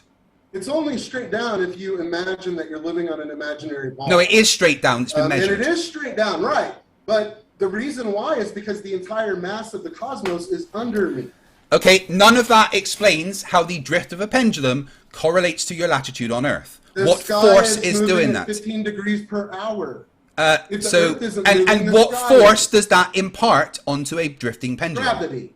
Gravity is what's pulling the Gravity. pendulum down, not making it drift. But if gravity is moving, like if I have objects that are moving under the Earth like this, that is going to cause the Objects of pendulum what? to drift. Objects of what? I don't know. Is the moon moving above the Earth? The moon is orbiting the Earth, yes. Right, and it's moving, right? It's orbiting the Earth. But that's irrelevant to Absolutely. the It's drift not of a irrelevant. It's the same concept. Okay, Because so if the Earth right, is right, Chris, stationary, Chris, the sky Chris, is Chris, moving. Chris. All right, can you give me the maths behind the moon affecting the drift of a pendulum, please? Can you give me the maths behind the moon affecting the oceans with gravity? You keep saying changing the subject. We're talking about a pendulum. Stop changing the subject. And yes, I I'm can. talking about the moon, the sun, and Yeah. the And you stars keep all changing the together. subject. We are talking about a So- pendulum. What's the difference in a pendulum on the equator, depending on my latitude? Look at the Well, shape a of pe- the stars. Okay, so on at the the shape of the equator, stars. on the equator, how much would a pendulum drift? 15 degrees per hour. Incorrect. On the equator, a pendulum will not drift at all. Oh, okay, yeah, right. Because you've got equal. You're right. I was wrong about that. You're correct. Wrong Absolutely. about everything, yeah. The further north I go, right, whatever you want to tell yourself, make yourself feel better, but it is exactly the same mechanism, the same force that you described with the moon moving the tides. No, would it's be not, able to move because the pendulum drift of a pendulum- If the sky is moving, if the, The Earth drift is of a moving, you're right. the drift of Correct, a if the Earth pendulum is moving- happens. The drift of a pendulum happens 360 degrees, regardless of where the moon is in the sky.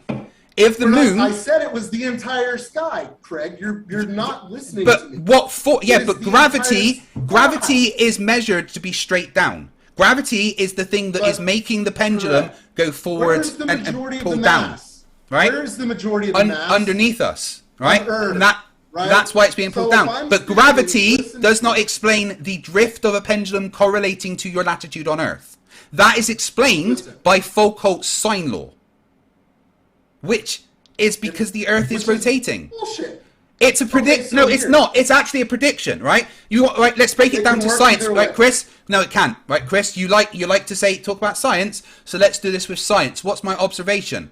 My observation is that I don't know, ships go over the horizon and cyclones don't cross the equator. What's my hypothesis? Refraction works a different way on a flat Earth, and Wait. Hold on. Oh, well, it's amazing. you have Yeah, a I'm different so relative. sorry, Chris. I am so sorry that the middle of my sentence interrupted the beginning of yours. That's incredibly rude of me.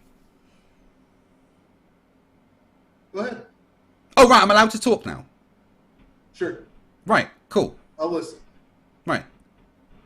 So let's do science, actual science, right? I've got a bunch of observations, including ships going over the horizon and cyclones and tornadoes and hurricanes not crossing the equator, that lead me to my hypothesis that the Earth is a rotating sphere. Right? That's my hypothesis. What's the next step in science, Chris? What do we do after we've got our hypothesis? Well, you need to experiment. You missed a step. What's the next step after hypothesis? I don't remember the exact steps of the scientific method. You said you tell like me. science. I'm very, and you.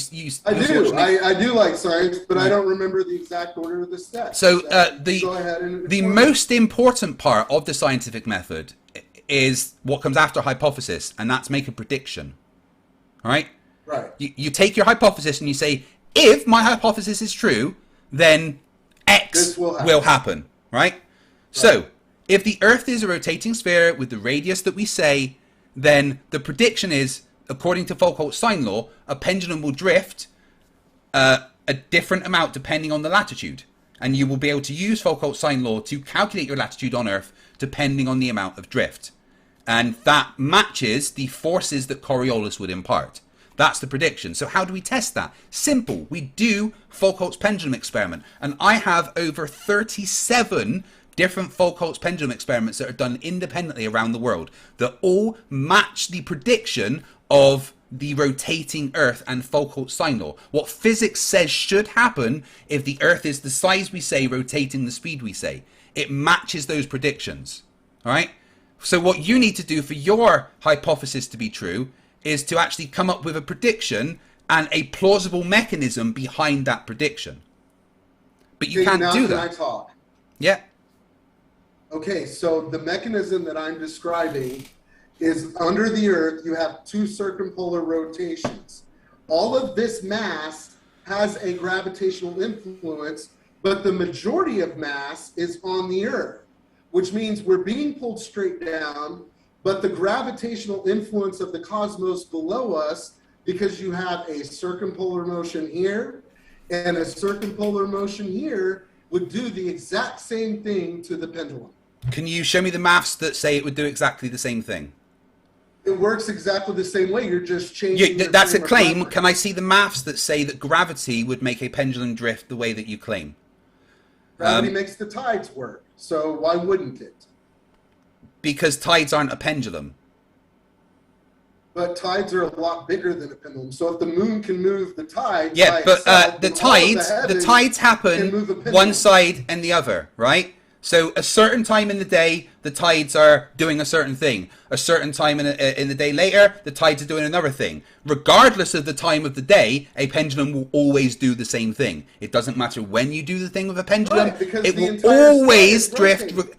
Okay, but what you're also claiming is that the rotating sky that is actually underneath us has a gravitational influence that changes gravity as it moves. However, we have satellites that negligible. measure It's like your gravity. Earth rotation, Hold on, it's not moving. hold on. We have measurements. We have satellites that measure the gravitational influence of points under the Earth, and it never changes in a 15-degree fashion like you would be claiming. And the fact it does. that You think pendulums you're do. moving. Okay, so You all right. think you're moving at 15 degrees an hour? It is changing. They are. Yeah, it's they been are measured. detecting that 15 It's degrees been an hour. measured. Yeah, it's been measured with And it's more with a of a pendulum. quantum mechanical effect than anything else, too. Because I like don't think said, you have any the clue what quantum electrons mechanics is. I'm sorry. In the ionosphere, there's an equilibrium here, Michael. I mean, the Earth, it's a big system that was created by the Most High God. all of these things that you think you see and that you think you understand. Here's the thing. I don't believe in magic, so because his ways are higher. It's not magic. Of course it is. So I make AI. Right? If I make AI, in what language? I put it inside of a computer program. What language do you use? AI/ML. I use Dialogflow right now. I'm working on a chat interface, but I've used AI/ML. I've used it. That's pretty much all I know. So you don't really make AI. You just take the form, the formats that you're given and fill in. You don't actually code the AI yourself. Yes. Okay. So what my point is, because you would need to use C++ or something to do that, or even maybe BASIC. If I ever created an artificial intelligent program, or anybody don't did think that you could was do that. sentient, nobody could. Okay. I don't believe that you can. But if I could, then we can see that we are capable of creating things. When we look at ourselves, when we look at the probability of forming a single protein, it's 10 to the 164th. Cool. Right? I mean, that's one protein. I mean, I still don't believe in magic, so, Well, dude, I mean, you've got to be able to explain it with probability. And if the universe I can is explain only it with physics. 6 billion years old, no, you can't. You cannot I can. explain. No, I can explain it with physics. I can explain it all with How physics. did a protein form with physics? Explain it. I wasn't talking Just about... how did a protein form with You've got to have physics? Proteins which form nucleic acids. You're the one saying there is no How, God, a protein formed by nucleic acids for bonding. That's amino how. acids, right? So in order to form one, by chance, it is 10 to the 164th. Yeah, the universe is massive. That happens. Okay, so there was a video. You're totally misunderstanding quantum mechanics. I mean, you could say that you, Chris, if you wanted to walk through that wall behind you, you have a non-zero chance of that actually happening, right? Most probably, you are going to just walk into that wall. But there is a non-zero chance that you would actually just go through the wall, right? You're kind of butchering what we say about quantum mechanics to say that God did it. I mean, but anyway, back to the pendulum, all right? The fact that that no forces underneath have ever been measured moving in the way that you suggest that would make a pendulum drift. You think you're spinning. That is the force that you're detecting. No. You are spinning on an earth. No, those forces gyro, again. You can't detect it with the mechanical gyro. Yes, you can actually. I've got video here of a mechanical gyro. With an erector. With an erector on an airplane, yes. Nope. So here we go. This is built by Stephen P. So you're proving my point. So this is a mechanical gyroscope built by Stephen P. Who was a flat earther, actually, amazingly. And this was after Bob's 15 degree per hour fiber optic gyro. Mistake. Thanks very much, Bob. So to prove that they weren't, that a mechanical gyro wouldn't do it, they asked Stephen P to build this gyroscope. And you know what? This is a fucking fantastic bit of engineering. I watched the videos of him putting it together and designing it, and it is incredible. This is a fully mechanical gyroscope. And do you know what happened when they used it? They measured the Earth's rotation, as you would expect, as you predict. And throughout it can't see the sky. And regardless of material, it doesn't matter. Underneath right? And here's the thing, right? No matter which orientation they put it in, they changed the orientation and then they got the predicted results. Every single time they made a prediction and then revved it up, you got the results. 15 degrees per hour. My prediction is because except that hold on. The sky is moving 15 degrees per hour. Lovely. The gyro didn't register 15 degrees per hour because it was in different orientations. Great. So it's moving with the sky, depending on latitude. Except that it didn't. No. Because regardless of latitude, the sky is moving at 15 degrees per hour. Is it not? Yeah. Right. So if regardless of latitude, the sky is moving 15 degrees per hour, why does a pendulum drift a different amount based on your latitude? Because of the stars. Because in the center... What force are the stars imparting? Polaris is, Everything's moving around Polaris, right? As I go down, What force are the stars further imparting? you are down away from that. What? What force are the stars imparting? Gravity. Gravity's not a Gravity. force. Just got. I did that backwards. Right. It's really not. No, it's not. But Gravity it does creates a exist. force. Yeah, the force is measurable. Right. Sorry, I just wanted to do a Nathan there. Gravity's not a force. That is my that is But anyway, my explanation. gravity doesn't move at 15 degrees per hour because we never measure that to be the case. Right? Every prediction we make measures that the Earth rotates. A fiber optic gyroscope can't see the sky. A fiber optic gyroscope uses light.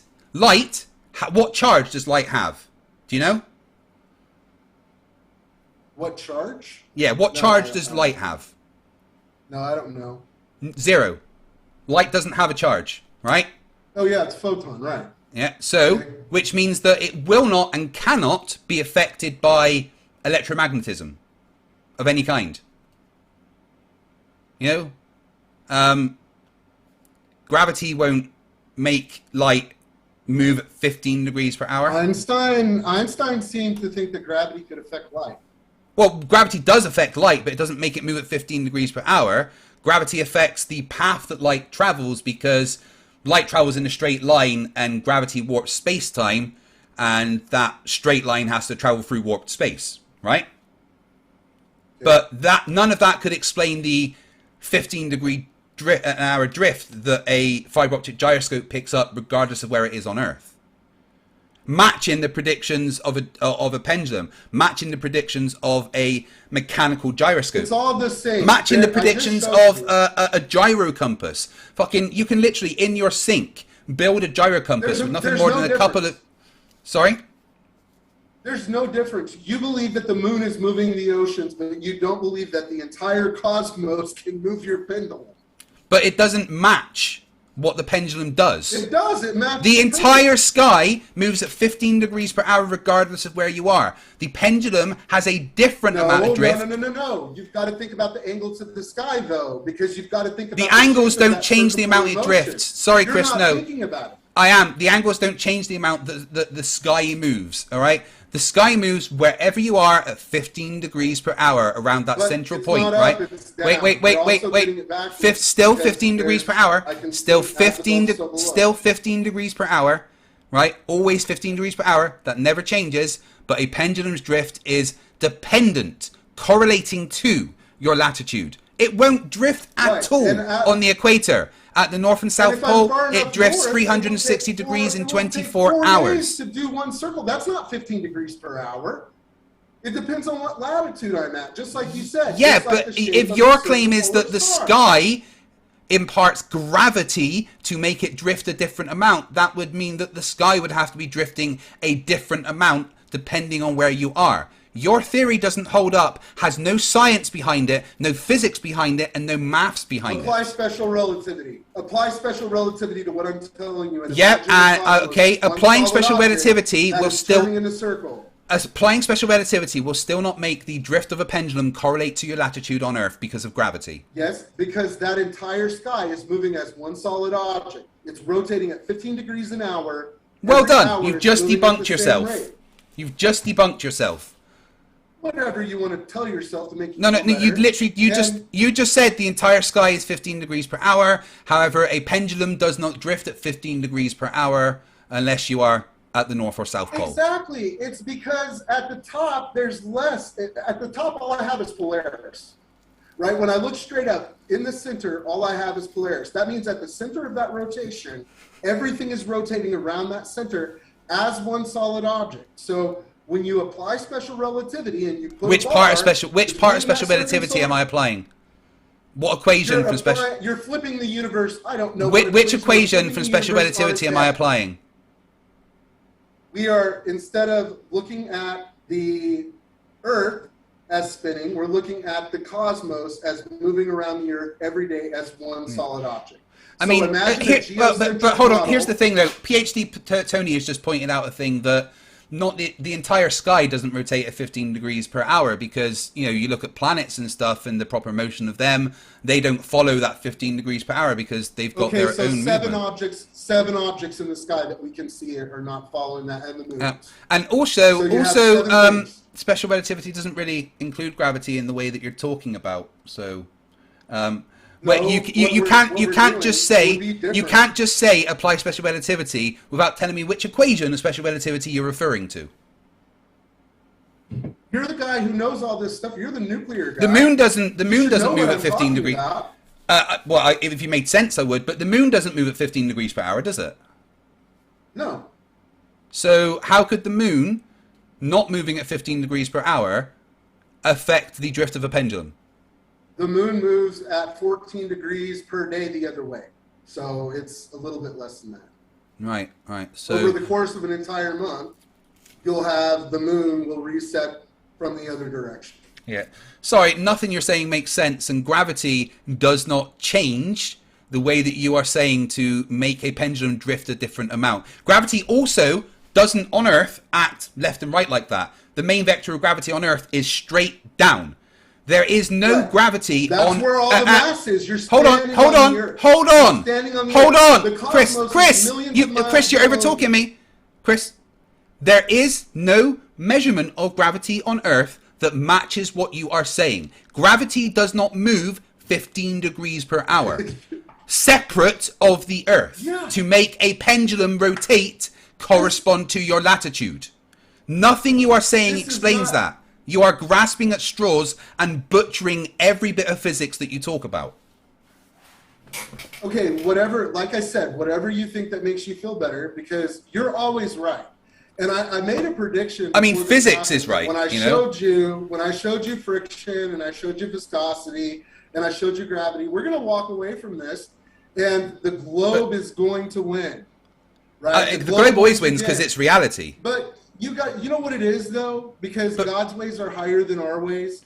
Yeah, God is irrelevant to this discussion. You can ignore all of this stuff and say God is irrelevant to this discussion. God is genuinely irrelevant to this discussion. I do not believe in magic. 95% of your universe is missing. That is magic. I do not believe in magic. You believe in an invisible universe. No, I don't. You believe in an invisible universe. Just because you don't understand dark matter and dark energy. Dark energy. Okay. Just because you don't understand dark. Can you mathematically describe it? Just because you don't understand. Just because you don't understand dark energy. Just because you don't understand dark energy and everything doesn't mean that the rest of us don't. Do you understand it? Obviously, I understand it better than you. Can you mathematically describe it? Describe it. I could do it with lots of equations. In the Easter Bunny. I don't have any faith. In Santa Claus. All I see is observations. No, I have no faith. You can't observe a universe that's missing, but you need it to We can absolutely observe the effects of everything that happens. Your ignorance is irrelevant. Your answer is God did it. That's childish. Absolutely. That is childish. That is childish. Jesus did it all. No, Jesus didn't do anything. It does not concern me that you call me childish. I mean, you're the one saying I believe in the Easter Bunny, but you literally believe in magic. I'm not the one with silly little faith. All right? No, I believe in a God that's beyond my existence. Magic, yes, right? You believe in magic. I understand. No, the 10 to the 164th for one protein. You have 300. Yeah, okay. So probability is different to magic.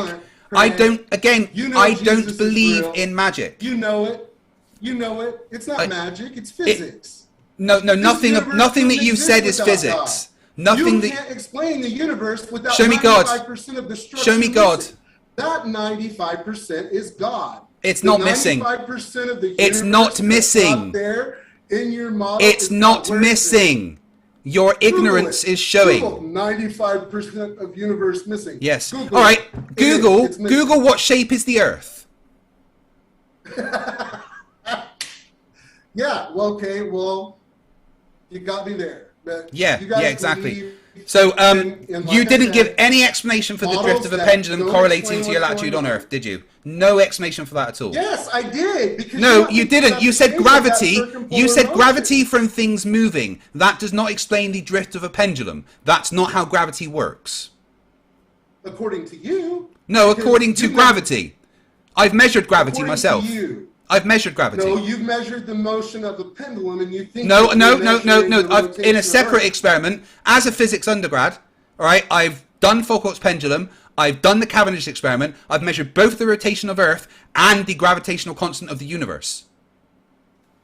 So how did you do the Cavendish experiment? I would love to actually see that. Do you have any like footage of it or anything? No, it was like, I don't know, 20 years ago.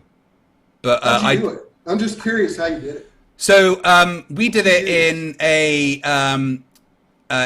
lab that we blacked out all the windows and taped up so there was no air and stuff. And then we had a chamber that we placed a fishing rod hanging from the ceiling, a fishing wire hanging from the ceiling with a torsion bar on. The torsion bar had 2 weights on the end. We had an Arduino system that had 2 larger masses on it on a Lazy Susan underneath, that when you switch the Arduino switch, it moved the masses towards the smaller masses on the end of the torsion bar. And we had a laser coming off of the torsion bar pointing at a point on the wall that we'd marked to show the amount of torque being applied to the fishing wire once the masses were introduced to each other. A very, very basic setup with a rather large margin of error. However, we still managed to quite easily calculate the gravitational constant of the universe based on the data that we got. And we were, what is the gravity? 6.7 times 10 to the 11th? Yeah, Newton meters. I can't remember exactly what it is, but we derived that ourselves from the data we got, and that's kind of the standard thing to do. 2 friends of mine, Blue Marble Science and BM Furball, both built their own Cavendish experiments and recorded the whole thing on YouTube. In fact, BM Marbles is so good that the University of Utah now have it there, and they're using it as a teaching tool. Cool. Every physics undergrad, everyone that's done a physics degree, has done the Cavendish experiment. Yeah, I would like to do it. I would like to see it done. I think it's a little bit too above my grade, but I think it would be neat to watch it.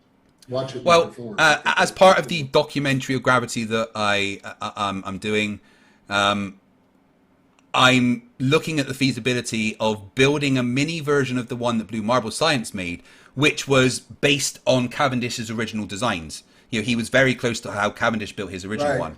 And I would like to see if I can make a miniature version of that and put it inside a vacuum chamber. But... Wow, cool. Sorry, not University of Utah. I've been corrected. It's at the University of Tennessee. That's where Blue Marble Sciences are. Okay. Blue Marble Sciences. And he did try to arrange a time for people to come and see it, but unfortunately a bunch of flat earthers tried to sabotage that because most flat earthers are dickheads. You've seen Nathan Oakley, you understand, right? Oh yeah, I get it. We're a breed of our own, and it is, like I said, when you're looking at everything that's laid out in front of you, this comes down to faith in the truth of God's word over the scientific establishment and the misunderstanding of man. I don't care about what God's word is. God is irrelevant to my life. I don't expect you to. I've watched you enough to know. I mean, I know the reaction I'm going to get from you. I can explain the universe without God. No, you can't. Yeah, I can. You can't even explain the creation of one protein without God. Yeah. Can I tell you this story? Hold on. Chance. Can I just tell you this one Chance thing? is a thing. Probability is a thing. They did a video. Hold on. Right. But I can explain the universe. I can explain the universe back to the beginning of time without God. No, you can't. Yeah, I can. In your imaginary book. No, I can use evidence to tell you what happened. I've created a working flat Earth model. No, you don't seem to you really haven't created a working flat Earth model because according to you. No, not according to me. Let's just look at the map, and I will debunk your map with one single word. The map is just to show you the concept of triangulating a flat Earth. Then you don't have a model. Everything is triangulated from the center. The circle on the outside is exactly as big as I need it to be because there's an angel blocking our way. One third of the circle of Earth is missing, according to the Book of Enoch. Because Angels aren't a thing. Zodiac. I mean, I don't need to use magic. That is what is giving you the impression that I don't need to use magic but to it's explain not, the globe. You do. You have to have dark energy to explain the globe. No, I don't. It's invisible. It doesn't exist.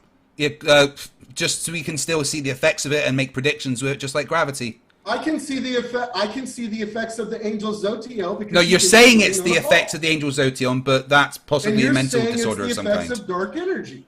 You and I are on the same page. You don't. No, we're really not. Whoa, we're really not. I don't believe in magic. We really are. I don't believe in angels. But you believe in an invisible universe that you can't see, you can't measure. I can see the effects of the universe. It's fine. Your strawmans. Your strawmans do not work here. Your strawmans do not work here. This is not a straw. You have. It's very much a straw man. My argument's a straw It's man. very much. You are strawmanning. You are strawmanning. You are strawmanning my understanding of the universe. Your understanding of the universe is based on magic. Your understanding of the universe is an opinion. No. I don't have opinions. I don't have opinions. I have evidence and logic. Thousands of years ago. By sheep herders. Was written by someone who knew a different model than you. The Egyptians talked about the same model. The Egyptian knew the Earth was a globe. About the same model. The Mayans knew the Earth was a globe. Yeah, they did. Look on the Egyptian monuments of the sky. The Egyptians literally knew the Earth was a globe and measured the circumference of the Earth. You're saying the Great Pyramid measures the radius of the Earth? No, I didn't say that. I didn't say that at all. But the Egyptians knew the Earth was a globe. Okay, so how did they? Really? When? Where? Yeah. Where's the Egyptian hieroglyphics that show Earth as a ball? Where's the hieroglyphics that show Earth as flat Earth? But they literally had writings that talk about. They literally have writings about the. They literally have writings about Earth being a globe and space and the way that the sun works because Earth is a globe and the sun is far away. The Egyptians were pretty smart. No, I'm thinking of the Egyptians. No, they did. But here's the thing. No, they definitely were not.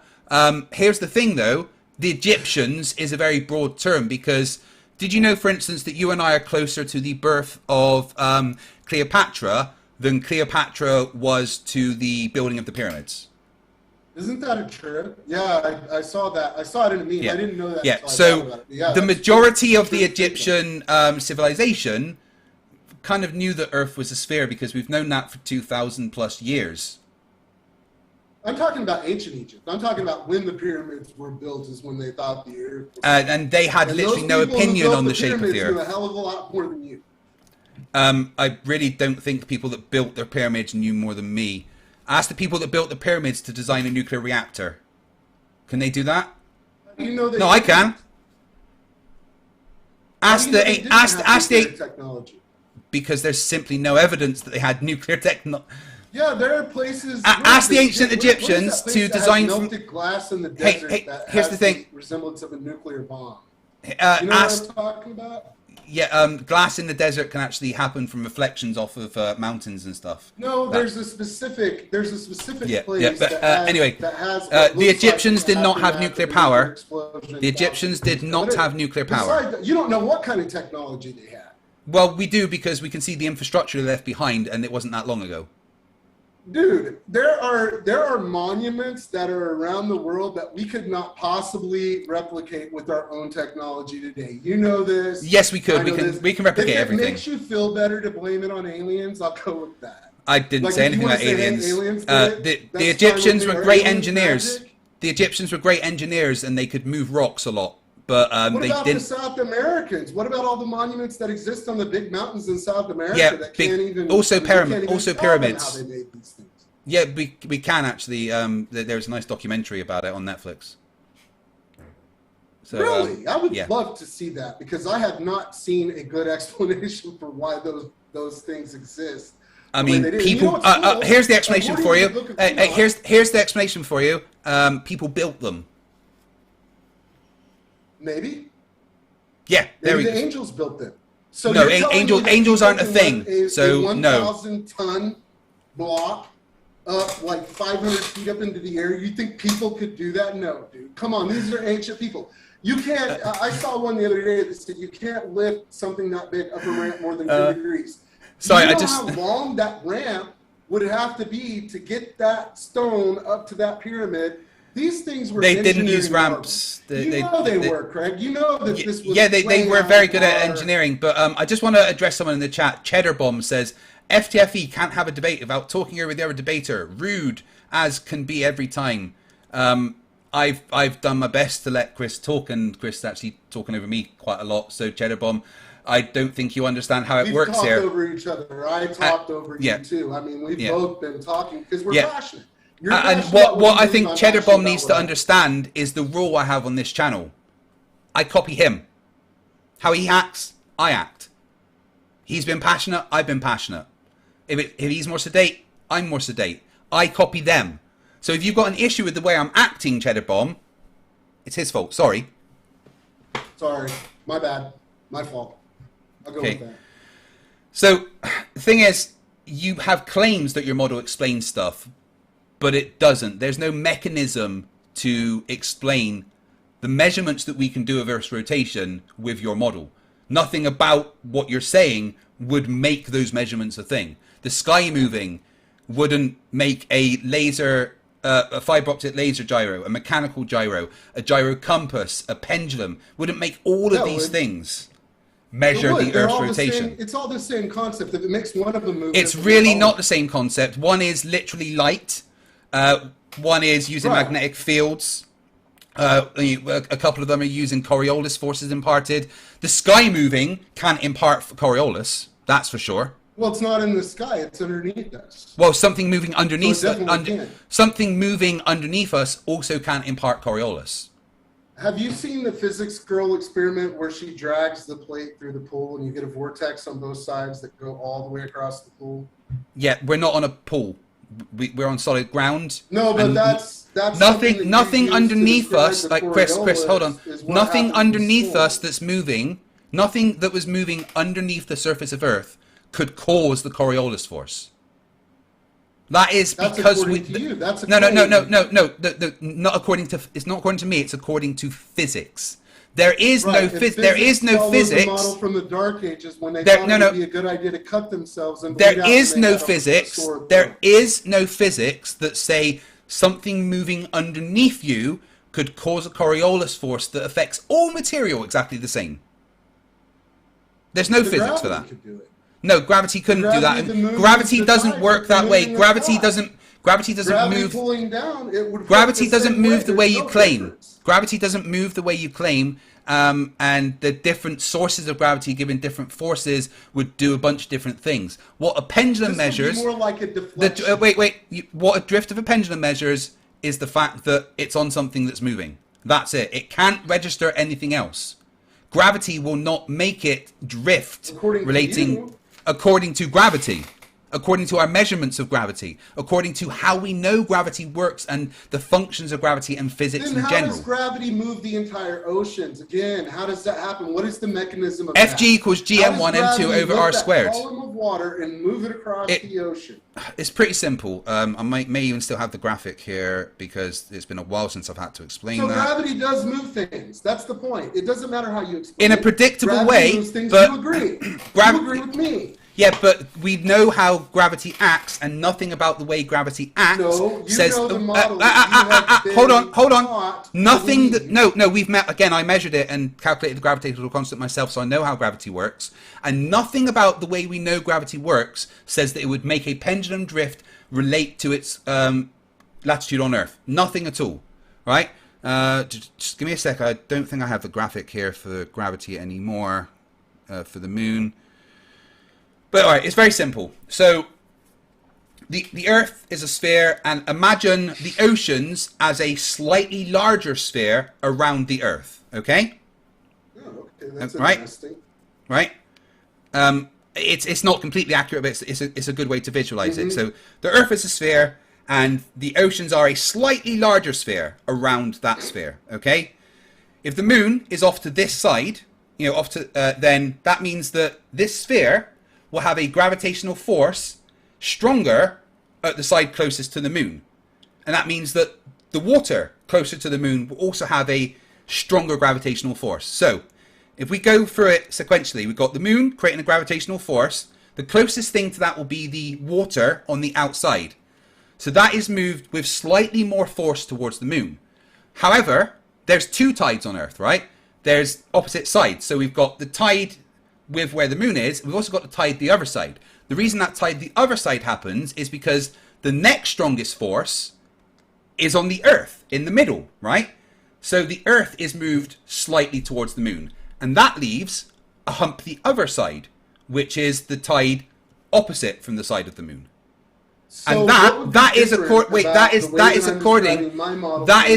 to wait, hold on. That is according changes. It is. That is according to FG equals gm1 m2 over r squared. According to that equation, your oxygen molecule should be out in the middle of freaking space somewhere. No, nothing That's about not that what equation happens. says that. You are making that up. Yeah, well, people who have common sense and logic are going to be able to connect these dots. Clearly you don't have either. It's simple. It's not hard. I mean, you're making stuff up and saying it's common sense. That is common sense. What I showed you with gravity and friction is common sense. Your ignorance of gravity is not an argument against it. But I can say anybody's ignorant. I don't have. Again, I've measured gravity. I know how it works. I'm not ignorant. And saying you measure gravity, if you're not living on a spinning ball, you didn't measure what you think you're measuring. No, I know what I measured. Right? I measured the gravitational attraction between two masses. The storms move to the east. The winds blow to the east. The upper atmosphere is super rotating 30% faster than your Earth is allegedly spinning, which means it's not spinning at all. It means that it's completely stationary. That's the only thing that makes sense. And if you have a continual wind that's blowing with electrons in the ionosphere, you're gonna replicate a lot of the things that you think are happening on a spinning ball. You say that, but you provided no maths to back it up. You're just saying that it replicates it with nothing to back it up. It's the same math. No, it's not. Nothing changes about. No, it's not the same maths. Yes, gravity is gravity. Yeah, and gravity acts towards. Cosmos. Yeah, and gravity does not act the way that you think it does.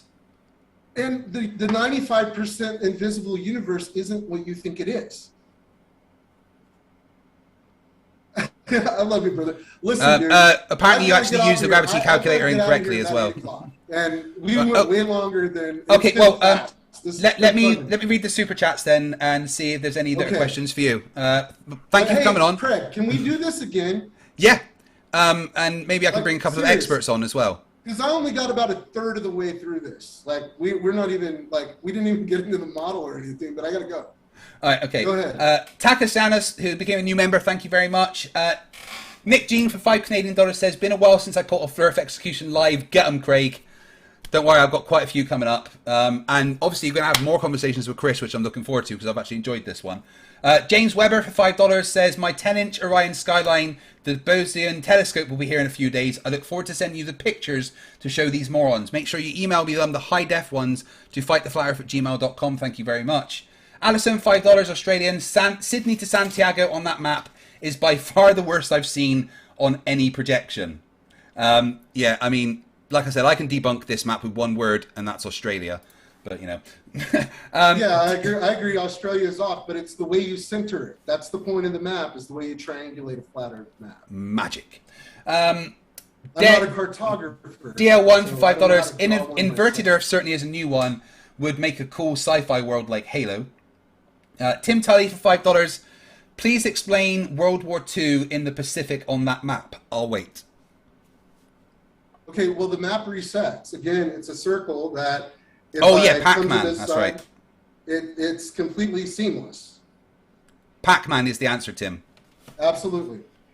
Almost like the... who those guys that Toon debated?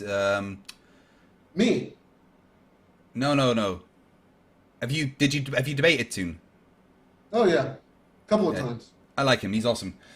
Screwy Louis cool for £10 says gravity would cause a flat Earth to condense into a sphere, and even if it didn't, gravity would be different across the plane. Walking towards the edge would be like walking uphill. Yeah. We know gravity. Unless the entire cosmos is below you. We know how gravity works, though. Sure you do. And the flat Earth would turn into a sphere because of gravity. Not if the entire cosmos is below you. The mass of the flat Earth itself would do that, regardless of what was below it. No, because God made this, right?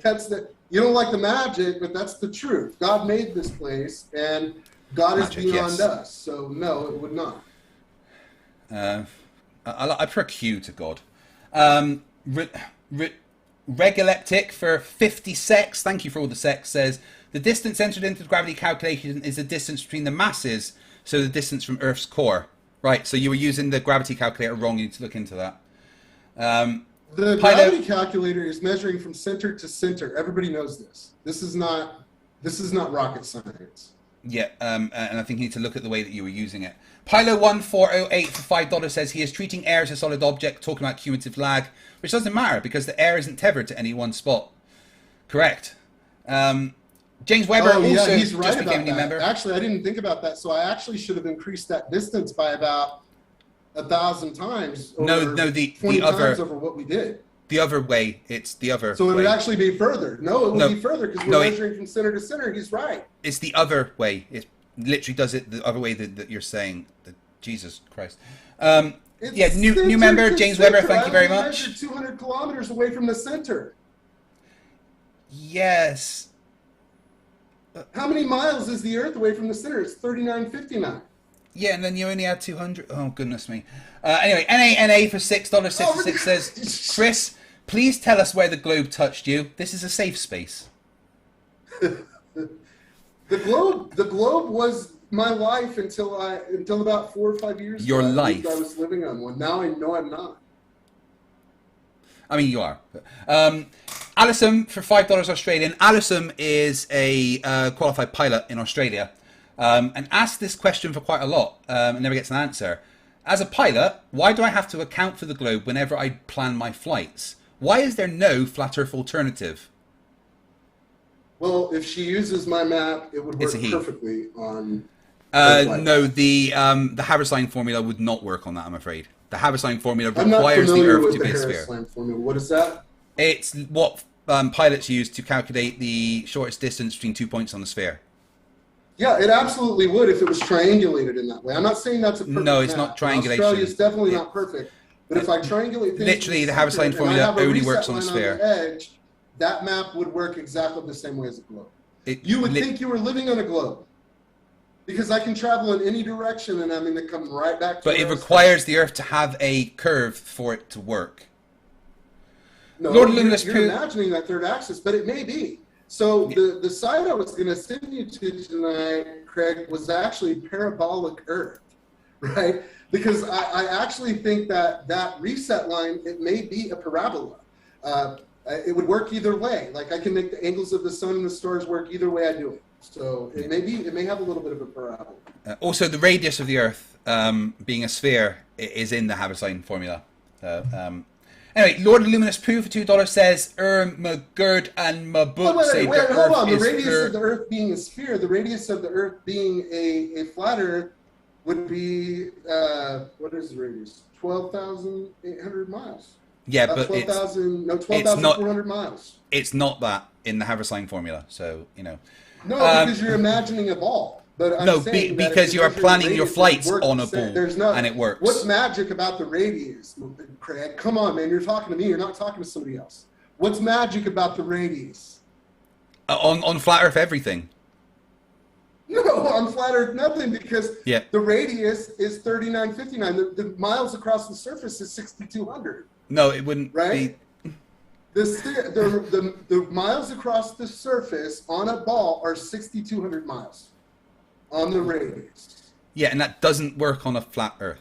So it absolutely does, because if I'm traveling from if you ignore physics and reality, then yes, it works. I agree. It's the same thing.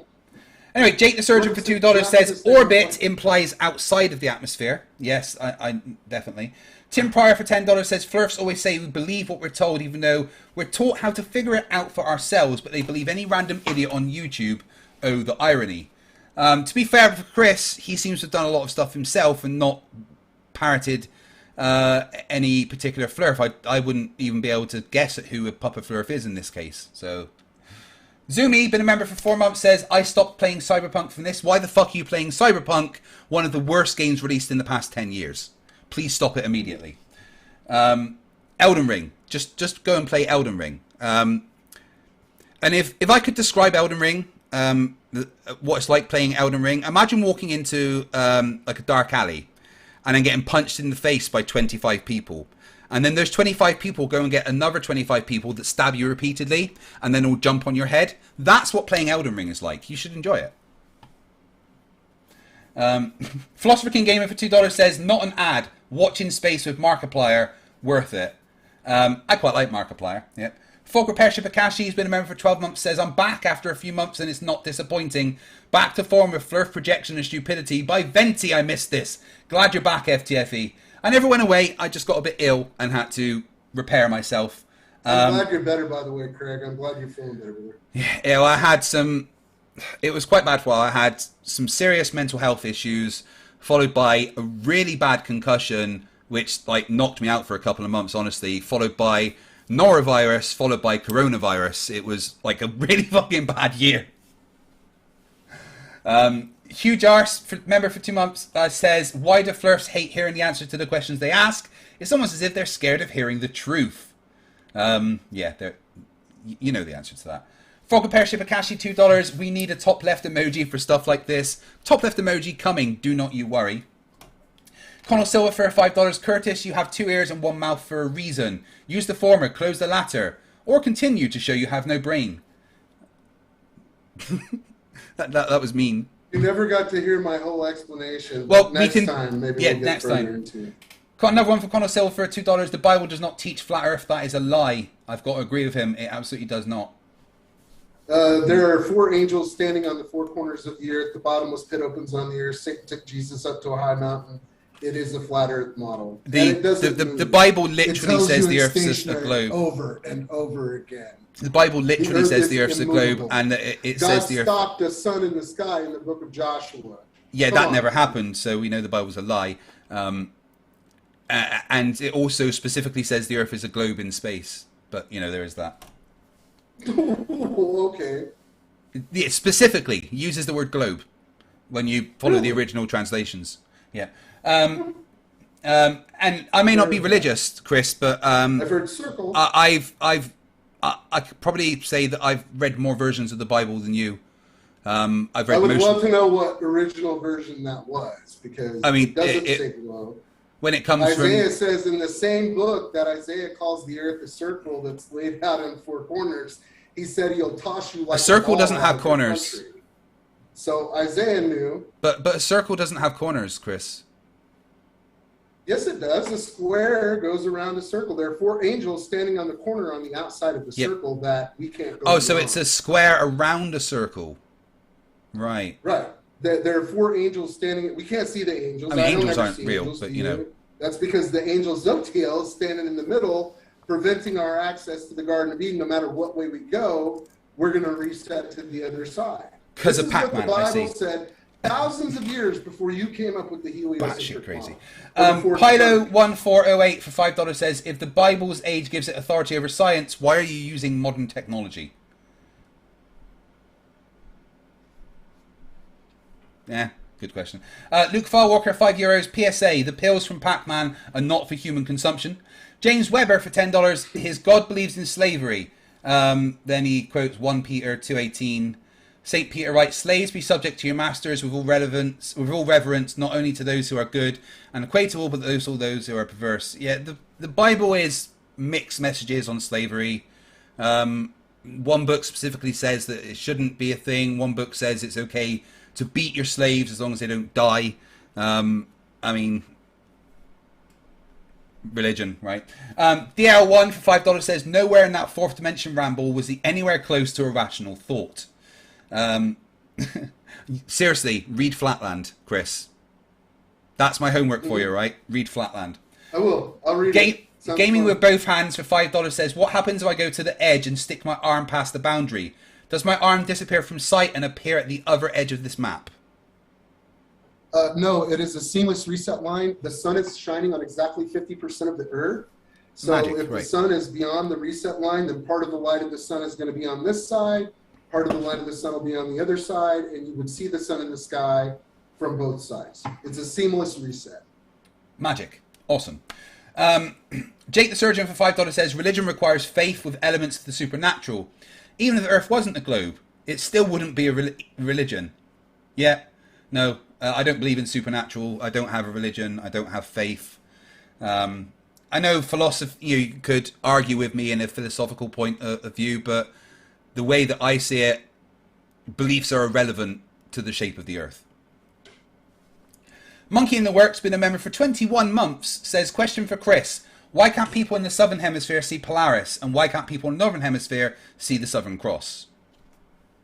Well, because when you look at the sky that is in my model, the sky is about, the highest point is about 12,000 miles above us. And I demonstrate it using a parabolic mirror. So in the mirror experiment, I showed how if I move 5 degrees to the south, the sky is going to roll 5 degrees the other way. You can only see 50% of the sky at a time because of the nature of the sky and where it actually is. The cosmos can be infinitely below us, right? But that reset line in the sky is at a specific distance, which is what enables us to see both and that's why I can replicate it with the parabolic mirror. As a matter of fact, if you'll Google northern and southern circumpolar rotations on a flat Earth, you can maybe find that video that I made and watch that demonstration at 7 minutes, 15 seconds. Okay. Magic. Stringfellow, Connor Silverfur for $5. Curtis, if all the Bible is intended to be literal, are female breasts literally 2 female deers described in the Song of Solomon, or is this poetry? That is MC Tune. No, that's somebody who heard MC Tune. That's Connor Silverfur. Yeah. Stringfellow Hawk for $10. Chris, on your map, can you explain the path of the sun and how you can have 24-hour sun in Antarctica? Absolutely. If you look at the 23-degree line on the map, you would have a 24, look at where it is. It would do a circle around Antarctica and the Arctic, depending on where it is. If it's in the south on Capricorn, it would do a circle. It would rise to the southeast in New Zealand on solstice, and it would set to the southwest. Exactly what we see. So many problems. But that works. Hang on. Timothy Crawford says in the chat, why do these channels and YouTube in general try to suppress new uploaders? Timothy, what do you mean? In what way am I trying to suppress new uploaders? I don't understand what you're on about there, dude. Sorry. Tim Pryor for $10 says this guy's a poet, he believes in gravity, thinks we go to the moon, and everything's underneath us, either giving us BS or he's really, really dumb. I don't think we went to the moon. I do not believe we went to the moon. I mean, we definitely did. That it's possible, it's theoretically possible in this model that you could, but I know that we did not. I mean, we definitely did. In my opinion, we did not. I mean, opinions are irrelevant. It's a fact we did. So, you know. Well, we can think what you want, I guess. I mean, thinking about it is relevant. Maybe it's just a fact. We did. 100% did. Theoretically. That's why this model is the way it is. Jerry Greybosch for $5 says, lock this guy in a room with Chris from Westchester County. I won't wish that on anyone, actually. Even his wife. Fucking idiot. Fogger Pership Akashi $2. If God is an engineer, he failed his class. Yeah. If God's real, then I've got some fucking questions about why my body is so sucky. Oh, I've had surgery, like, 23 times. Why have I had to have 23 lots of surgery? Shit fucking design, dude. Sort it out. Dale1 for $2. Given enough time, any probable thing is inevitable. And then another one for $5. I love this guy. Somehow he flipped the script on who yells gravity. You ever hear gravity? And who says gravity isn't a force? It's funny. I know. I flipped the script a bit there as well. So, Benny Beeman for $2. Odin is way better than you are. Fight me. I'd like to see a fighting game with just all the gods. Jake the Surgeon for $2. All reality is Azeroth's dream, Chris. All reality is Azathoth's dream, apparently. I don't know what that means. Do you? No, but I mean, I kind of agree. Life is a vapor. Luke Here today, Fallwalker. gone tomorrow. Yeah. Luke Fallwalker, 5 euros. In case of scientific illiteracy, imply nonsensical 5-dimensional magic Bible babble below the earth instead. Lol. James Weber, $5. What about how Christians stole the story of Adam and Eve from the Sumerians? Maybe that's that's for another conversation. There's a lot in the Bible that was plagiarized in my research, but Takis Janis for 1,024 huffs. FTFE, when you design your nuclear reactors, usually what color do you use for the workers' bike shed? It's got to be a luminescent green. Then you can hide the radioactive cores quite well.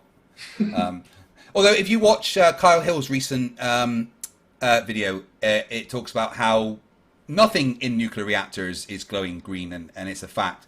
The only time you get that eerie glow is from Chekhov radiation, when you have light traveling through water, and it seems to be traveling faster than the speed of light, but it's not, because it's just got a further path to travel, but it creates that glow from the radiation. But nothing in nuclear reactors actually glow. Tim Pryor for $10 says, but it's real trippy. The Egyptians even have hieroglyphs of a helicopter tank and a UFO looking thing. Look up Egyptian hieroglyph of a helicopter. Crazy. Yeah, that is actually, I know specifically the one you mean, and that is 2 hieroglyphs that have been squished together to look like it's a helicopter. The Spirit for $10 says, yeah, oxygen is located out in the middle of space. You can also find all the other elements out there as well. Gravity is more believable than some magic sky daddy. Remember, Chris believes in gravity, so... the Spirit also became a new member. Thank you very much. Connell Silver for $2. FTFE, I hate to tell you, but Q is dead. Right. Nerd for a second. Season 2 of Picard was really fucking hard to watch, right? The entire season could have been done in 3 episodes. They dragged it out way too much, right? But what the fuck happened to... Why did Q die? What... the whole thing that happened was because Q was dying, and he wanted to give this final lesson to Picard and make the Borg become good.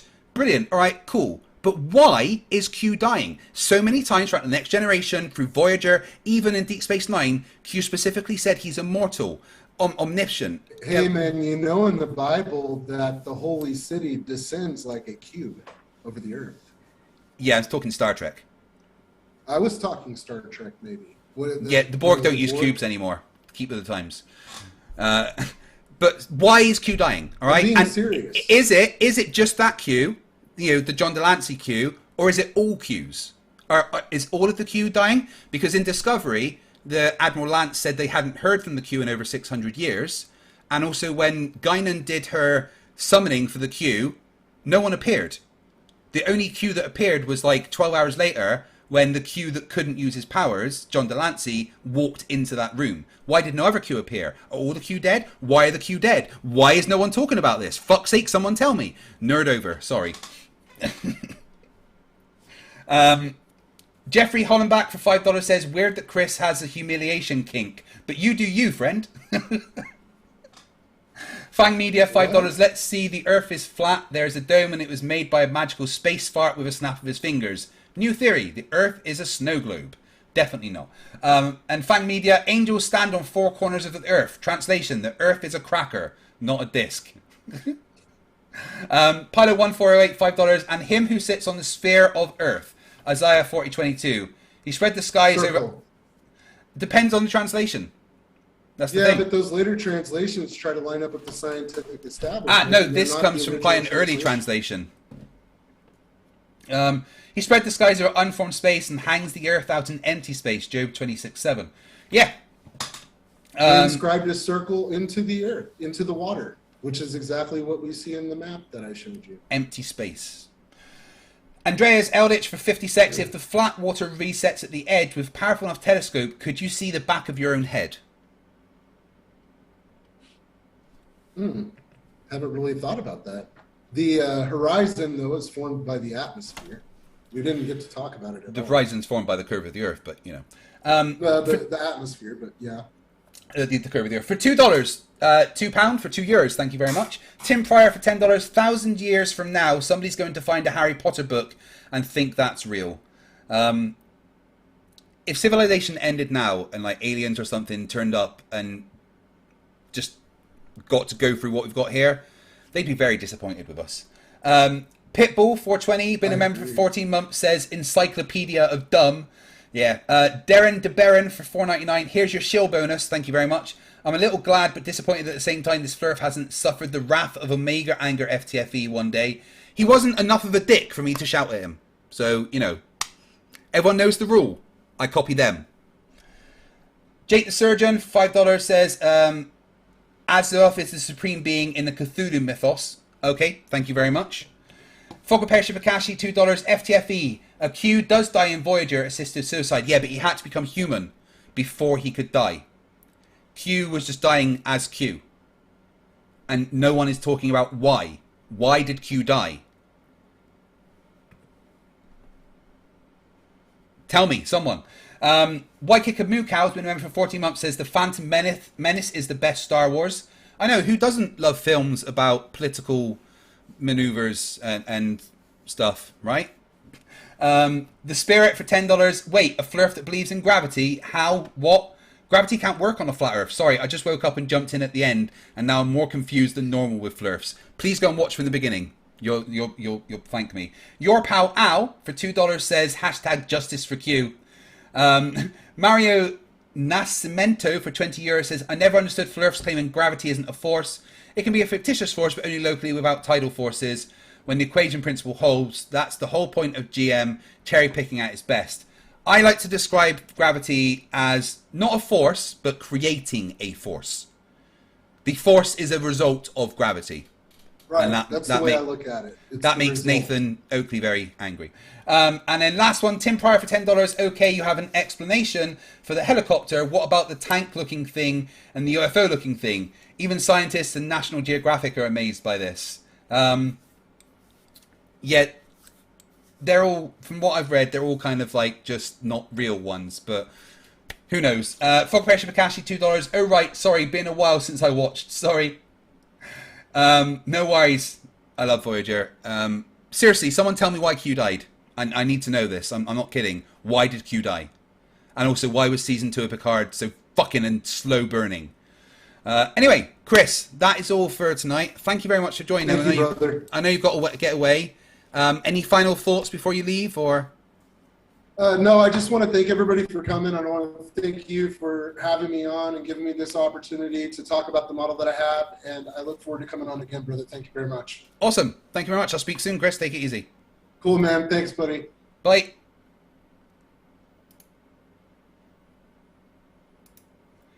Well, that was fun. I hope you all had a good time.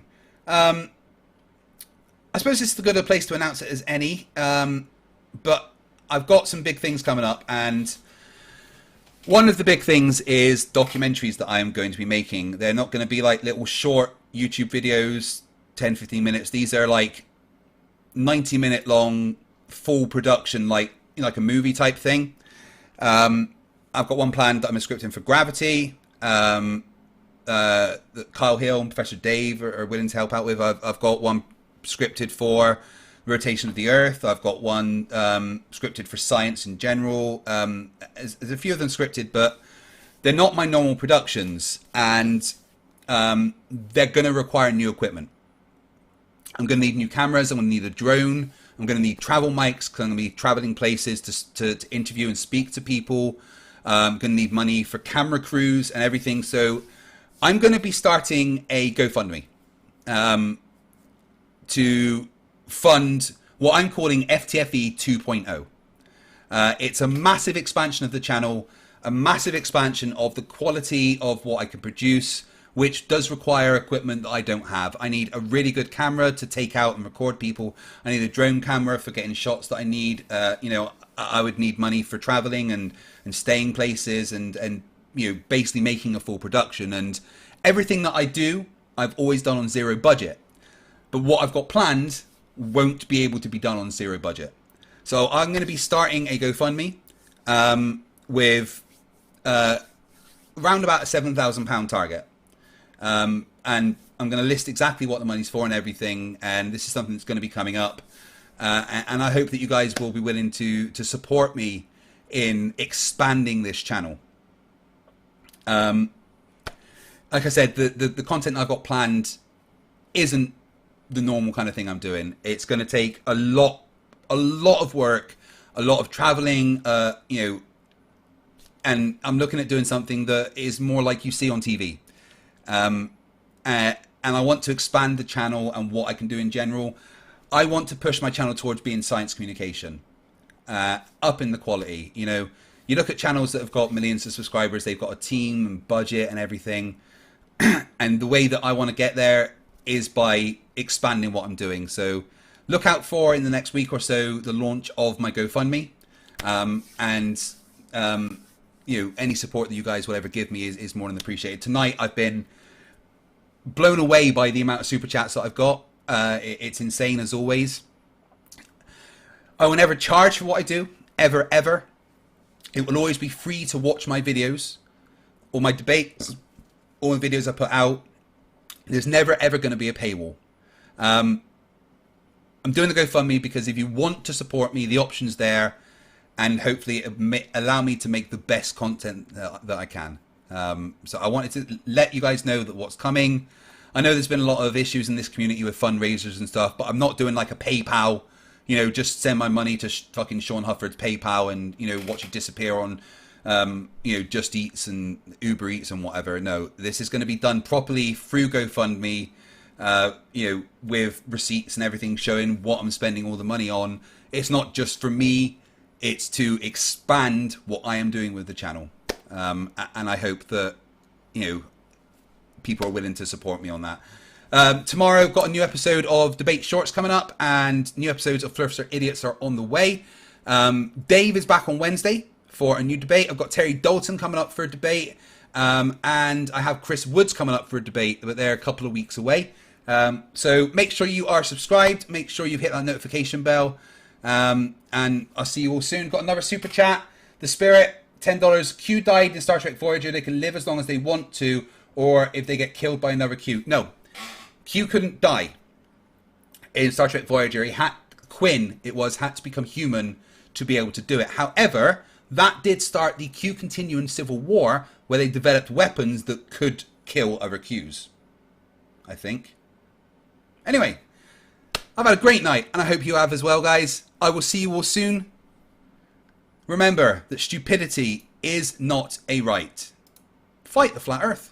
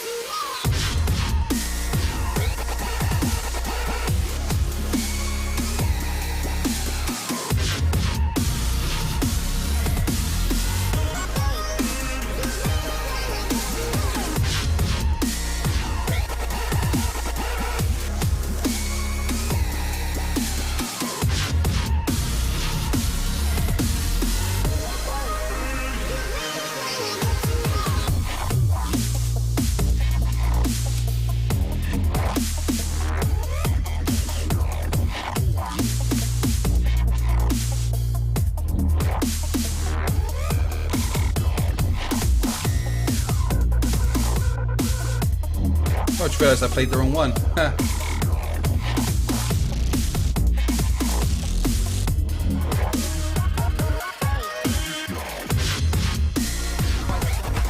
Just realised I played the Rachie outro instead of the Chris one. Oh well, never mind.